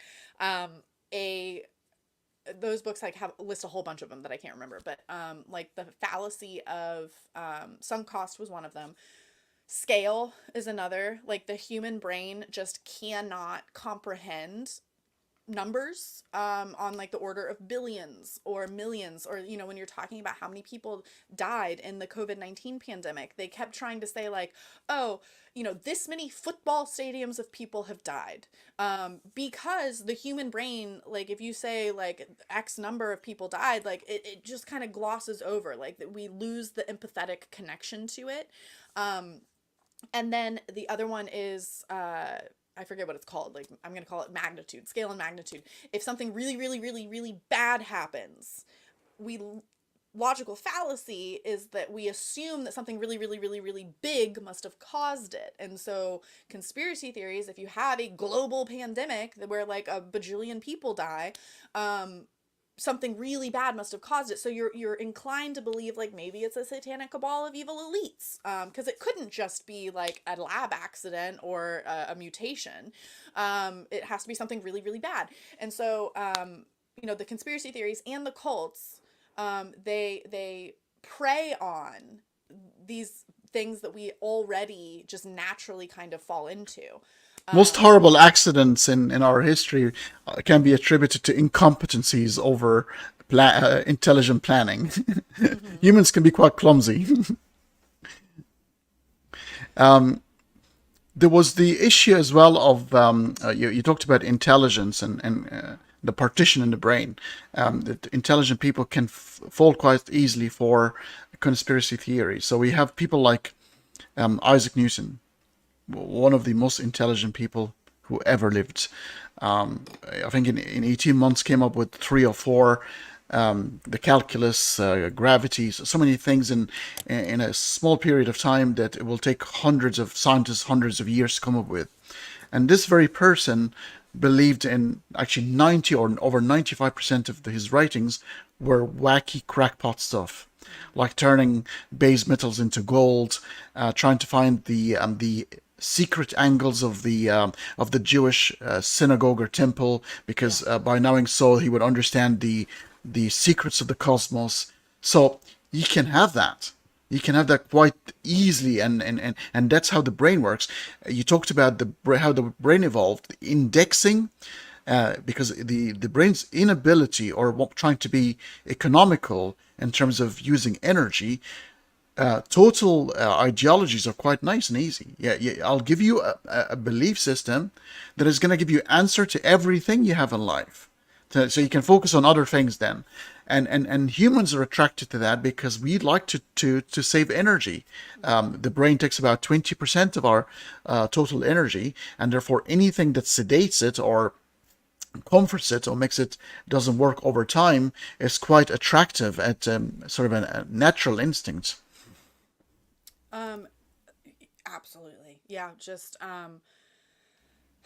the the thing that like I was reminded of, like when you're talking about that too, is that there's so many different ways of looking at it, and it's not just like one answer, it's not just one logical fallacy, or like it's a combination of a lot of things, which makes it all the more powerful because there's so many different attacks that are happening to your brain. But again, what Richard Dawkins talks about in the God Delusion is this intention bias Hmm. of we evolved to like as a part of like predatory response to like sense intention in things. So like if you see like something, you can recognize it as like a tiger, and so when Oh, you the hyperactive agency detection. yes, yeah, Yes, yeah. agency bias, Yeah. intention bias. Yeah. When you stub your toe, you like curse out the coffee table because you like almost like personify it as if it did it on purpose. And that kind of leads us into this like teleological mindset, which is like teleology is like this belief that everything is happens for a purpose, everything is designed. You end up with creationism, like the sun exists to provide us warmth instead of like we evolved to exist in this particular temperature range because the sun already existed, so like this like teleological mindset, and that massively leads us into religion of all kinds, and conspiracy theories, thinking that like there must be a plan behind this, there must be a design behind this. And again, like I said, many things can be true at once. Many things are happening at once. You also have this, kind of like a historical backing to all of this, where like you're already set up for some of these beliefs. So, are you familiar with? And I like to talk about this because just think it's so important. Do you know the Protocols of the Elders of Zion? Yes. Yes. Okay. So. When you look at the history Of course, I read Dan Brown's novels, for sure I know it. I don't think I've read that one, so I need to That's the Da Vinci Code, but that's okay. the cartoonish version of it. Yeah, so the Protocols of the Elders of Zion was a French political satire pamphlet that was written sometime in, I want to say, the late 1800s. I don't have the dates off the top of my head. And it was forgotten. And then decades later, somebody over in like Eastern Europe or something found it, plagiarized it, swapped out the bad guys for Jews, and then republished it as the Protocols of the Elders of Zion. And basically the story to this is that there is a global cabal of satanic elites, Jewish people, who are pulling the strings of global governments and economies to drive the world towards one world order, and they're also performing like satanic ritualistic blood sacrifices and like all sorts of awful things. And it also, again, historical contribution to this, you had the blood libel conspiracy theories from the Middle Ages going all the way back to, I want to say, 1100, maybe 1300. There was some sort of Byzantine monk who wrote a thing that was talking about how like Jewish people were kidnapping Christian children and priests and performing blood sacrifices with them. And so, and the Protocols of the Elders of Zion, awful, massively influential. All right, this popped up in the early 1900s. It has been republished multiple times under a whole bunch of different titles, and of course Hitler in World War II loved it. He used it as part of his like propaganda campaign against the Jews. What's his guy? I always get them. Ford, the truck guy, not the president. I always say their names wrong. Not Gerald Ford, the Ford, the car guy, yeah, Truck yeah, Ford man. yeah, He, not Gerald Ford. he was massively anti-Semitic. He Oh loved the yeah. Protocols of the Elders of Zion, and he published a version of it in his own private newspaper that he distributed with every truck that he sold. So you'd get a truck and you'd get a copy of this like insane conspiracy theory. And so basically it's massively influential. If you look at the Holocaust website, like the official Holocaust website, they have an article on the Protocols of the Elders of Zion, and they describe it as like the single most damaging anti-Semitic writing in human history or something. Like it's really, really bad. And then when you look at QAnon in 2020, well, actually it started in 2017, but like, in the post 2015 timeframe, it's a conspiracy theory of a global cabal of satanic elites who are pulling the strings of global governments and like whatever, and performing ritualistic blood sacrifices with adrenochrome and all this stuff. And it's literally just a very lazy regurgitation of the Protocols of the Elders of Zion. Every major conspiracy theory that has like a global thing just regurgitates this. Flat Earth has a global cabal of satanic elites who sometimes they literally just flat out say it's Jews. And if you go on any of these websites, any of these like the Flat Earth forums or like QAnon websites, you find references to Jews all over the place. Some people just say it out loud. Some people just imply it. And talk a lot of Holocaust denial, a lot of like all of these other like anti-Semitic conspiracy theories. So there's a deep, rich history to all of this that is influencing people in ways that they can't even begin to know because they haven't done an insane deep dive into stuff like that. You notice that the Jewish are always involved because I think they're, especially with Christians, I remember the Catholic Church have abolished the Jews from the crime of what is it? They call it deicides, the killing of God. I mean, they have been accused of killing Jesus for centuries, and obviously Mel Gibson's gone cuckoo with that one too. Yeah. He's like really gone weird. And there is that resentment always, the poisoning of the well fallacy. It comes from the idea that the Jewish people were poisoning wells and water for people. There's the whole Israeli-Palestinian situation right now stems from the hate for the Jews in Europe. and they were like expelled from everywhere they went, and they sort of end up exporting their problems somewhere where they don't have to deal with, and then we still have to deal with it in a different way. But it seems to me, Sin, that it's inevitable as human species that we have to join a group of thought somehow. Be it the elite, be it, call it the intellectuals, call it the Illuminatis, call it what the rationalists. You gotta have to, but maybe what makes sense is you try to group yourself within a group of thoughts that their belief system is close as possible to reality. That's the only thing you can do, because divorce from reality might have really adverse consequences. If children, evangelist children, are taught homeschooled and they're not taught evolution, and they're taught the creation story, Yep. and exactly, and science in a distorted way, what do you think is going to happen after 5 or 6 generations to the United States if this becomes the overwhelming majority? That's where we're at right now. That's already happened. That's where we are. We are Scary. multiple generations deep into like fundamentalist religious indoctrination. I am one of these. And I was raised young earth creationist. I was told that the earth is 6,000 years old.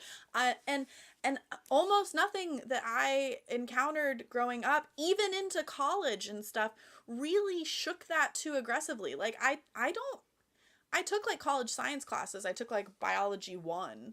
I don't remember ever really being taught about evolution. Partially because in like elementary and middle school I was in a private Christian school, but then like I don't think it was really taught in high school or in any of my college classes either. And because my degree is in STEM, most of my classes were just like physics and math and stuff. So I wasn't taking like a lot of philosophy or sociology classes that would have questioned my worldview at all. And so but like we're already there. Like we're not fear mongering over something that is like going to happen in the future, although it could get a lot worse. But like that's exactly where we're at right now, which is why I think it's so important to focus on that. Like a lot of this stuff started in the 50s and 60s. It's already been 50 years of this. That's scary. Yeah. Very scary. Very scary. Very scary. I mean, considering the state of the United, I mean, we're talking about a superpower. We're talking about a pioneer, a leading force in the world right now.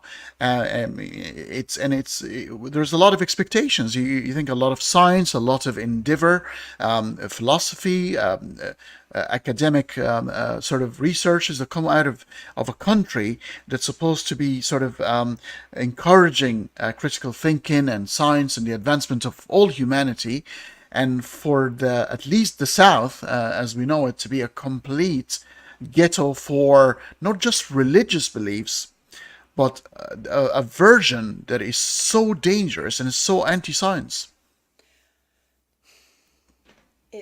Yeah, I mean it is. Like I grew up like that. I don't know how old I was when I figured out that men didn't have one less rib than women did.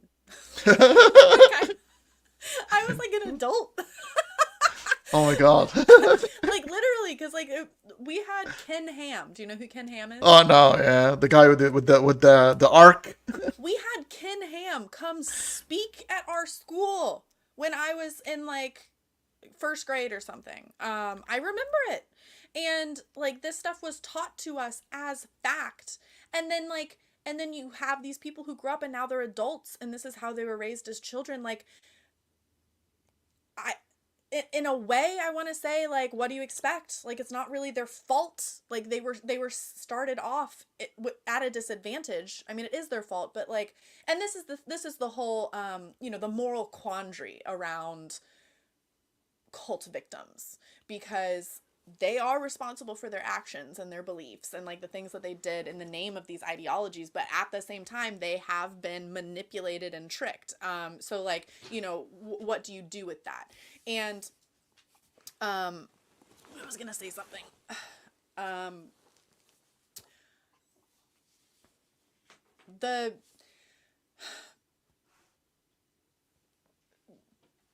These beliefs are it's too just accepted like this is what they have done, and like we are, like I said, multiple decades deep into just normalizing this, to say like, you know, the religious freedom, they reframe every issue as like, oh well, that's an attack on my religious freedom. And you know, to say that we can't like homeschool our children with like, you know, anti-evolution education or whatever, that's an attack on our religious freedom. You know, it's a matter of, they want to frame it as a matter of like parents' rights, which is the same exact argument that they used against integration, because they said like it's parents' rights that we get to send our kids to a segregated school. Now it's parents' rights that like we get to teach homophobia and you know, anti. Don't you think parents who teach their children, obviously I don't think intentionally, misinformation and disinformation is kind of a child abuse at this point? I mean, I how's it different from flogging them? And this is the thing why it's such a difficult issue to fix, because it is such a delicate, like there's truth on both sides. Like you know, people need to have religious freedom, but at the same time, like children have a right to an education, and where do you draw that line? And right now that line is way too far in the white Christian nationalist favor. And, you know, they say that when you're used to privilege, equality feels like persecution. And so, you know, the white Christian nationalism, Christianity has been way overprivileged in this country from the beginning. And so now, like, if you try to enforce separation of church and state, you know, or, you know, actual religious equality, then they're gonna cry persecution, and it's not. And you know, I'm not for. You know, I have like I always say like it's a good thing I don't have the ability to smite anybody, because like I would go crazy. You know, make me a dictator, but the the I'm not totally against homeschooling. You know, I'm not saying that we need to ban homeschooling, because like there are families who have you know, children with learning disabilities, or Yeah, fair enough. unique living situations and things, and a lot of families who do good homeschooling, but we have to acknowledge that the majority of homeschooling in the United States right now is abusive. And it is used for indoctrination, and you know, so I think that we need to have like a lot, specifically to the homeschooling issue, we need to just have like way more strict requirements for like standardized testing and like that kind of stuff. But that's a huge undertaking, right? With a culture right now that basically isn't even beginning to accept any of that. So tell us now a little bit about your book, and I think we've got another probably 18 minutes. I think a couple of hours of conversation probably ought to do it, and I want to spend time now on the book, which is, I believe, you're halfway into it. Yeah. So basically, the first half of the book is kind of like my personal story, and kind of like a dive into conspiracy theories, like looking at lizard people and like all of these crazy things, because they're all connected. Sovereign citizenry, QAnon, like all this stuff. What happened as I was planning my wedding, all of my family's crazy stuff through the pandemic. And the second half of the book, which is what I'm working on right now, is kind of a lot of what we've been talking about. The connection, like after my deconstruction, the connection between the cult psychology and the conspiracy theory mindset, and like dismantling the biblical inerrancy and the American exceptionalism underpinnings of white Christian nationalism. And I'm not an author. And this is something that's very new and very different for me, and I'm trying to do like a decent job of it. But Sin, what makes an author? I mean, the person who wrote the first book must have questioned himself. I think everybody is a potential author, and you're just sort of exploring that avenue. So I think this is going to be a wonderful book. Thank I you. can't wait to read it. Yeah. Yeah, wait until after you've read any of it to No, start singing its praises. But, because it's not going to be a book based on a person that is sort of experimenting and theorizing ideas. This is something that you've lived yourself, so it's going to be very interesting. yeah, thank you. But yeah, I mean the heart of it is, what I really hope is that somebody like one of my family members would read this, and maybe change their mind or begin to change their mind or just open their mind in some way. And, you know, you can't logic somebody out of a belief system. And like, I have tried and failed many times before. So like, I understand that like that may not happen, but like maybe it happens for somebody. That would be incredible. I think the real target audience for this is going to be people like me who have lost loved ones to conspiracy theories and things, or who are questioning their evangelical faith and are looking for kind of like different perspectives, who maybe don't have the language of deconstruction like I didn't when I started. And, you know, kind of showing a voice of commiseration and like a story that I think a lot of people can relate to, no matter like, it's an insane story, but like a lot of people relate to it. And really putting some words, putting some language to things like the white Christian nationalism. That is the problem. Biblical inerrancy, American exceptionalism, and something that we didn't really get into. I think that like one of the key I think we need to shift the language away from cults and conspiracy theories, and maybe, and this is like, we don't have the language. I don't think that there are enough studies or specialists on this. Psychology itself is a totally new science. And then like talking about cult psychology, that's just non-existent. There's almost nobody really talking about this stuff. And, you know, instead of cults and conspiracy theories, what I want to shift the language to is totalistic ideologies and moral panics. You know, these large scale, because white Christian nationalism isn't a cult; it's a totalistic ideology, and it parallels destructive cults like Jonestown in many ways, but it's really a lot more parallel to historical totalitarian movements, fascist movements. Don't you think, Sin, there is something inherently wrong about somebody approaching you and say, I've got one opinion or one idea for you that is going to give you an answer for everything in your life? Because it doesn't, it's easy.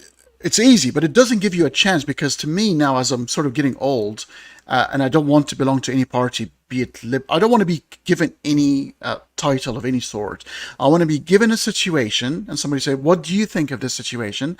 And I'll be asking all the sort of questions about the situation, so I can make up my mind without having to feel the obligation of belonging to a certain school of thought that have to come with a certain inevitable answer for me. I want to think on my feet every single time. So I'm not, but it's exhausting. I know that. It's a lot But of work. People don't I'm want to happy. do it. Maybe that's the problem. Maybe people are lazy. It's part of the problem. And also just like, you know, like I said, it's in the water already. It's so acceptable to, you know, the Christian supremacy and everything. But, you know,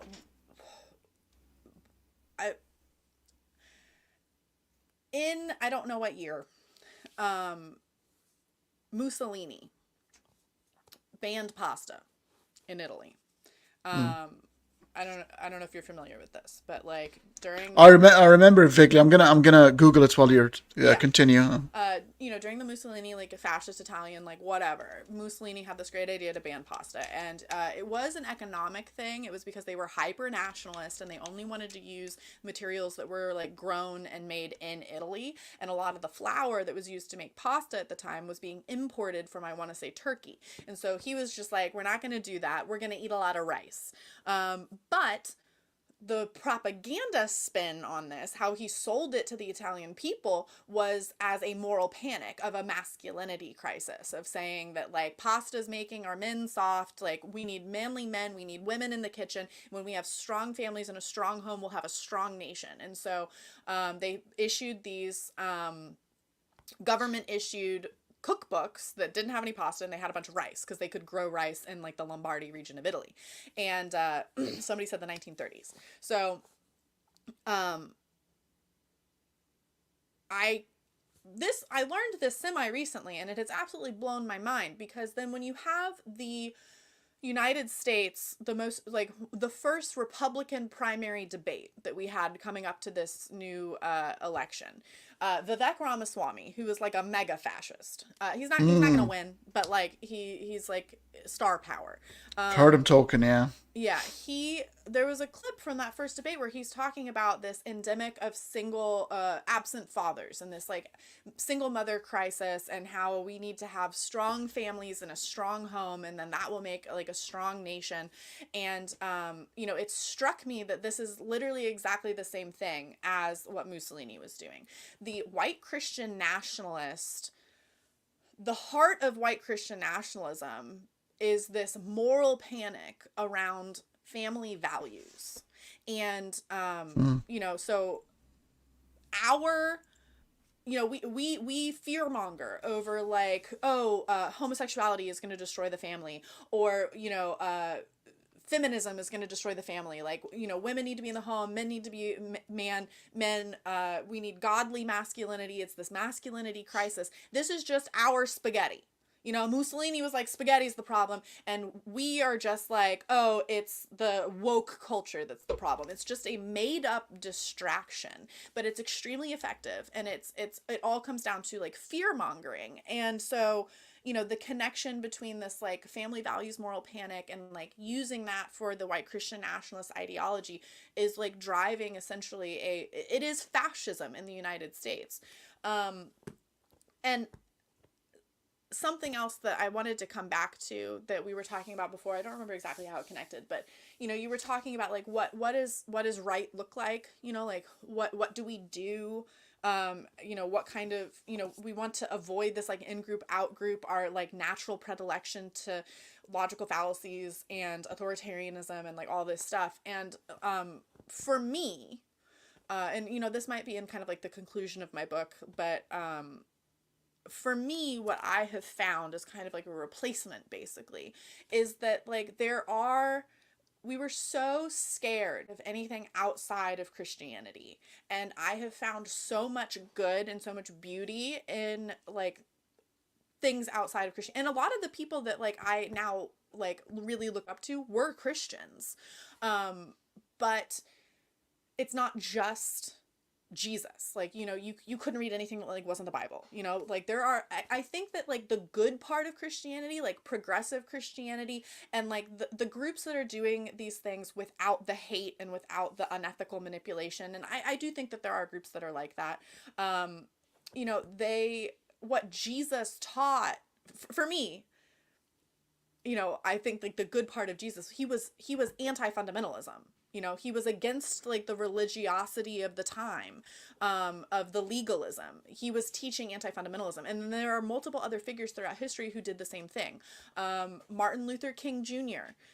Is big for me. Bonhoeffer is big for me. I don't know a lot about Gandhi, but I'm very interested in Gandhi. Like you had and a lot of those guys were Christians, but some of them aren't.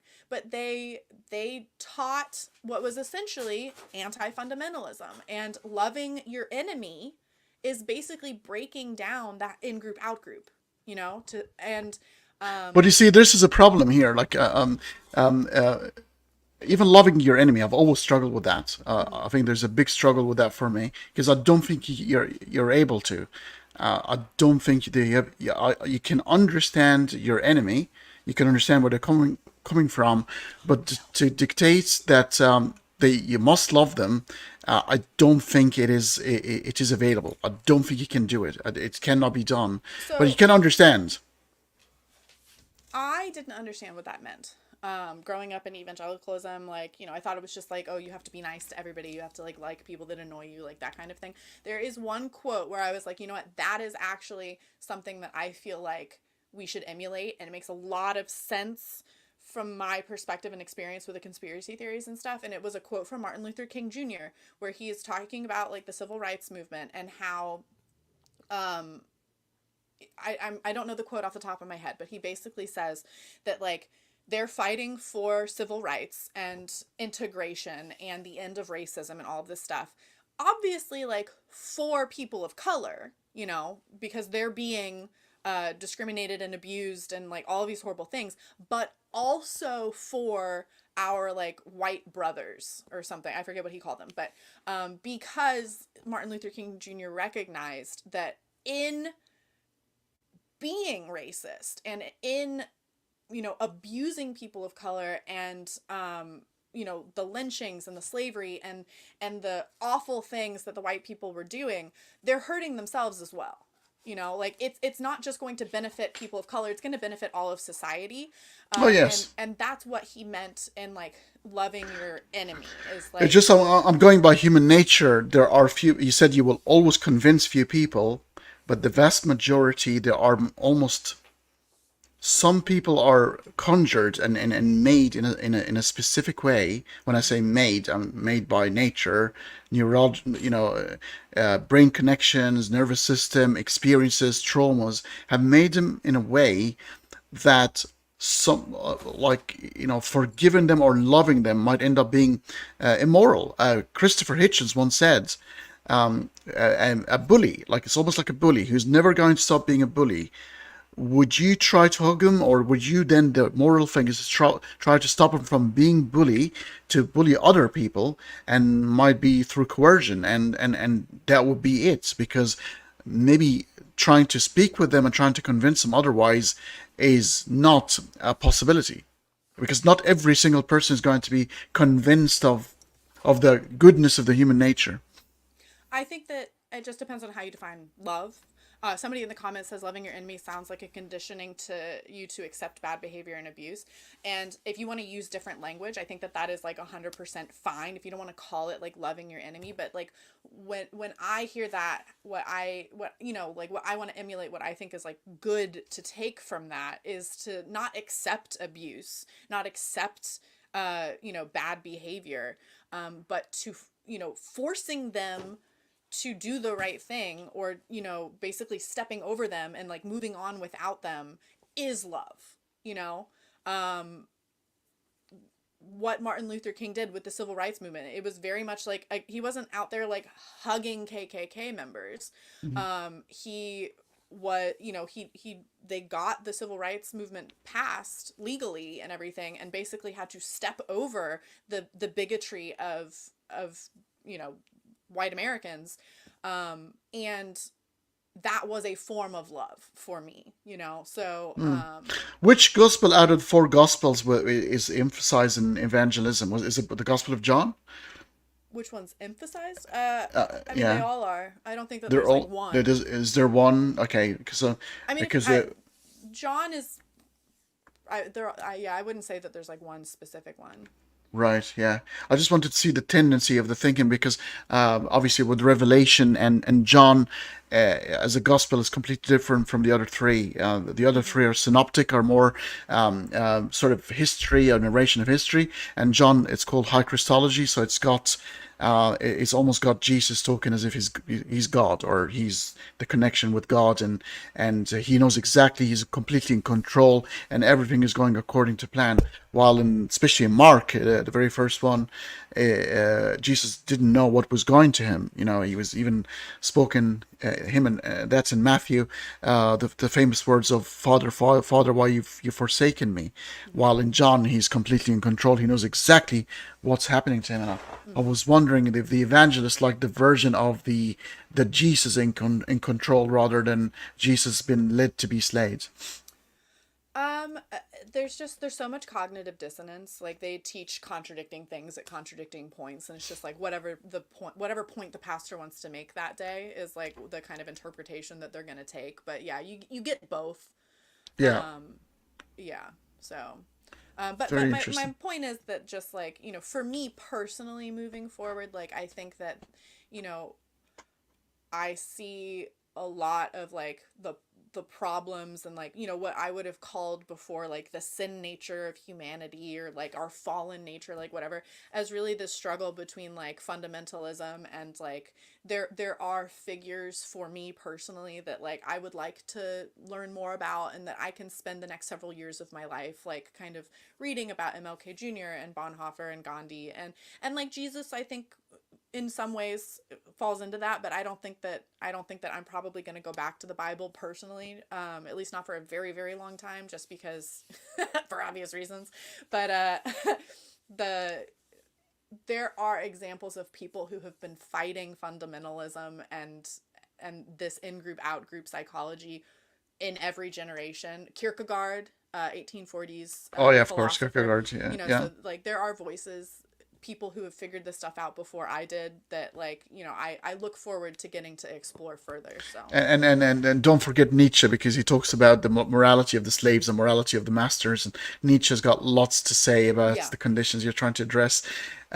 This is a very interesting conversation, and I can't wait to see the final product. What is the second half that you're trying to finish? What is that you're trying to sort of read and absorb in order to come with that second half of the book?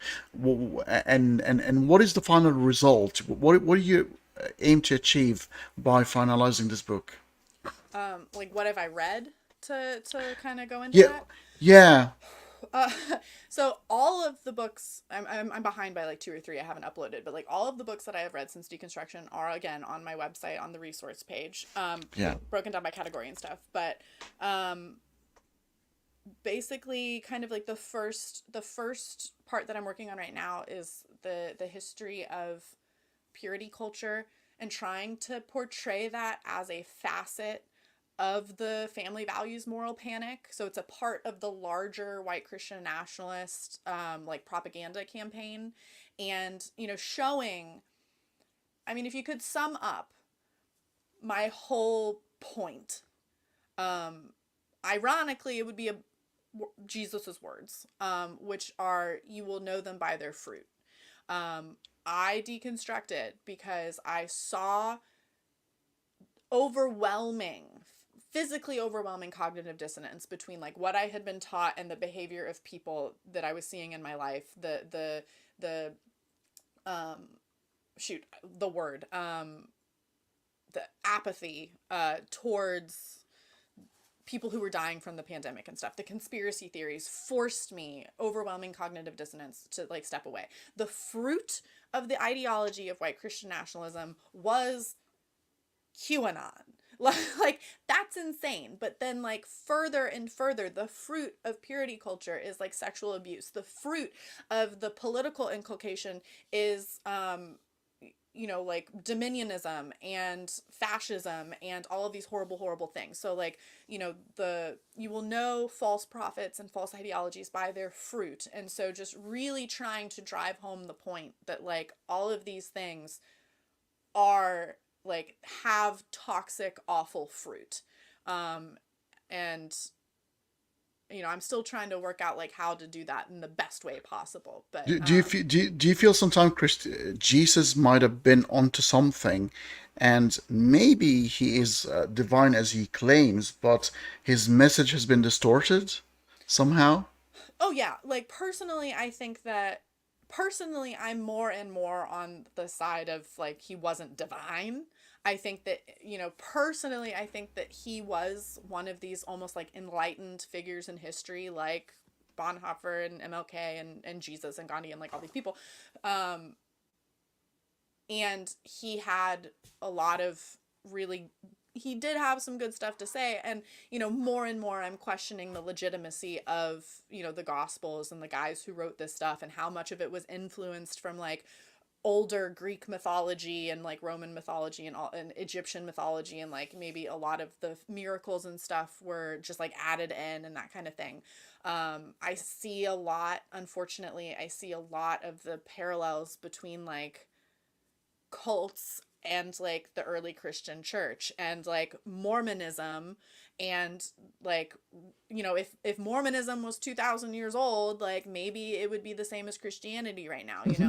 So Accurate.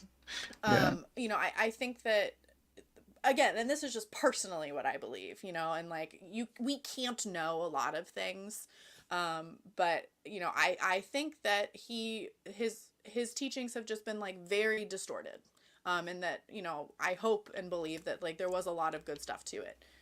Yeah. What about your finally your belief in God? Do you think there is something that has not been announced properly in the Abrahamic religion that needs sort of think, or are you more thinking of the naturalistic world that it is what it is, and there is no need for a super entity to be intervening?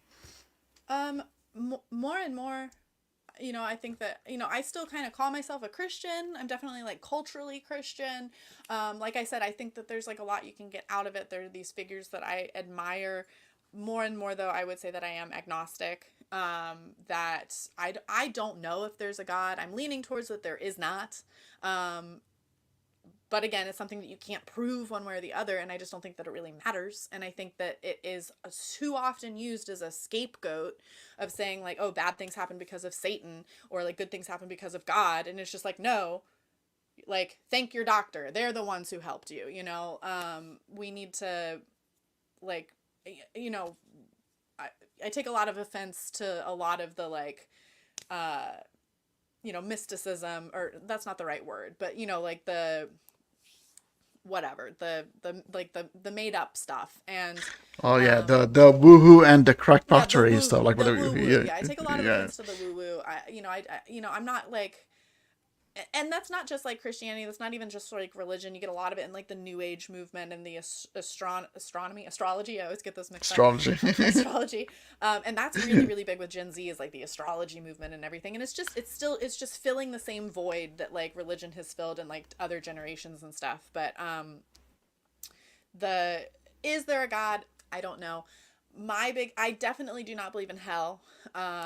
I hope that there's a heaven, but like, I don't know. And I, don't believe in the penal substitutionary atonement. And like, if Jesus is divine, if God is real, I know for a fact, like that, if they can see my heart and my mind and whatever, then like they will recognize that I am doing my absolute best, that I have like done as much as I personally can do to like study this, and an honest, earnest effort to like understand things. And so I'm not worried, like, if I have to stand before Jesus on Judgment Day, because like if he's actually God, then like it'll be fine. I guess your journey is beginning. I mean, it's been only 3 years since you sort of departed a lot of things, and I guess you're going to continue to grow and read and expand, and maybe a second and a third and a fourth book on the way. Who knows? Just one and done. You reckon? Yeah. I mean, like, I deconstructed like in one moment, specifically December 24th, 2021. Like, I know the exact date.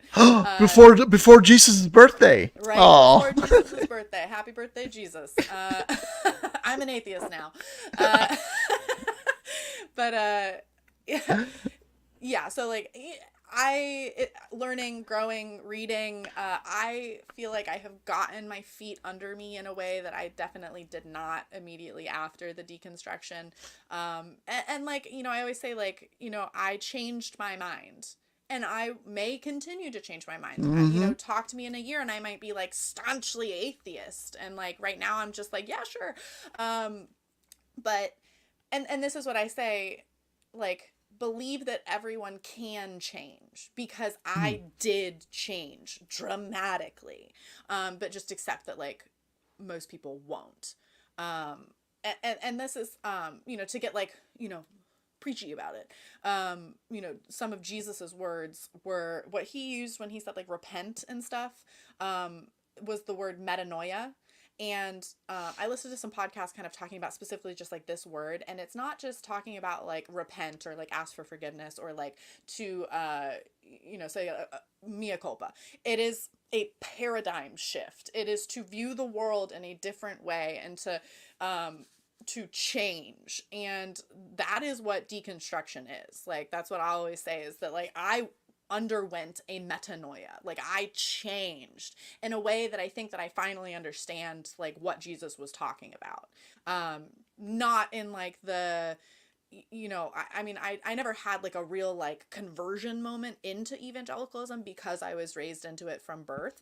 But I believed that I had like a personal relationship with Jesus Christ and stuff. This isn't to say that I was never a true Christian, no true Scotsman fallacy, but, and this is what broke the idea of hell for me, is because, he said that, you have to have a metanoia. I had a metanoia. And if it hadn't been for a global pandemic and people talking about Jewish space lasers, it took a lot to break my indoctrination, okay? They did a really good job indoctrinating me.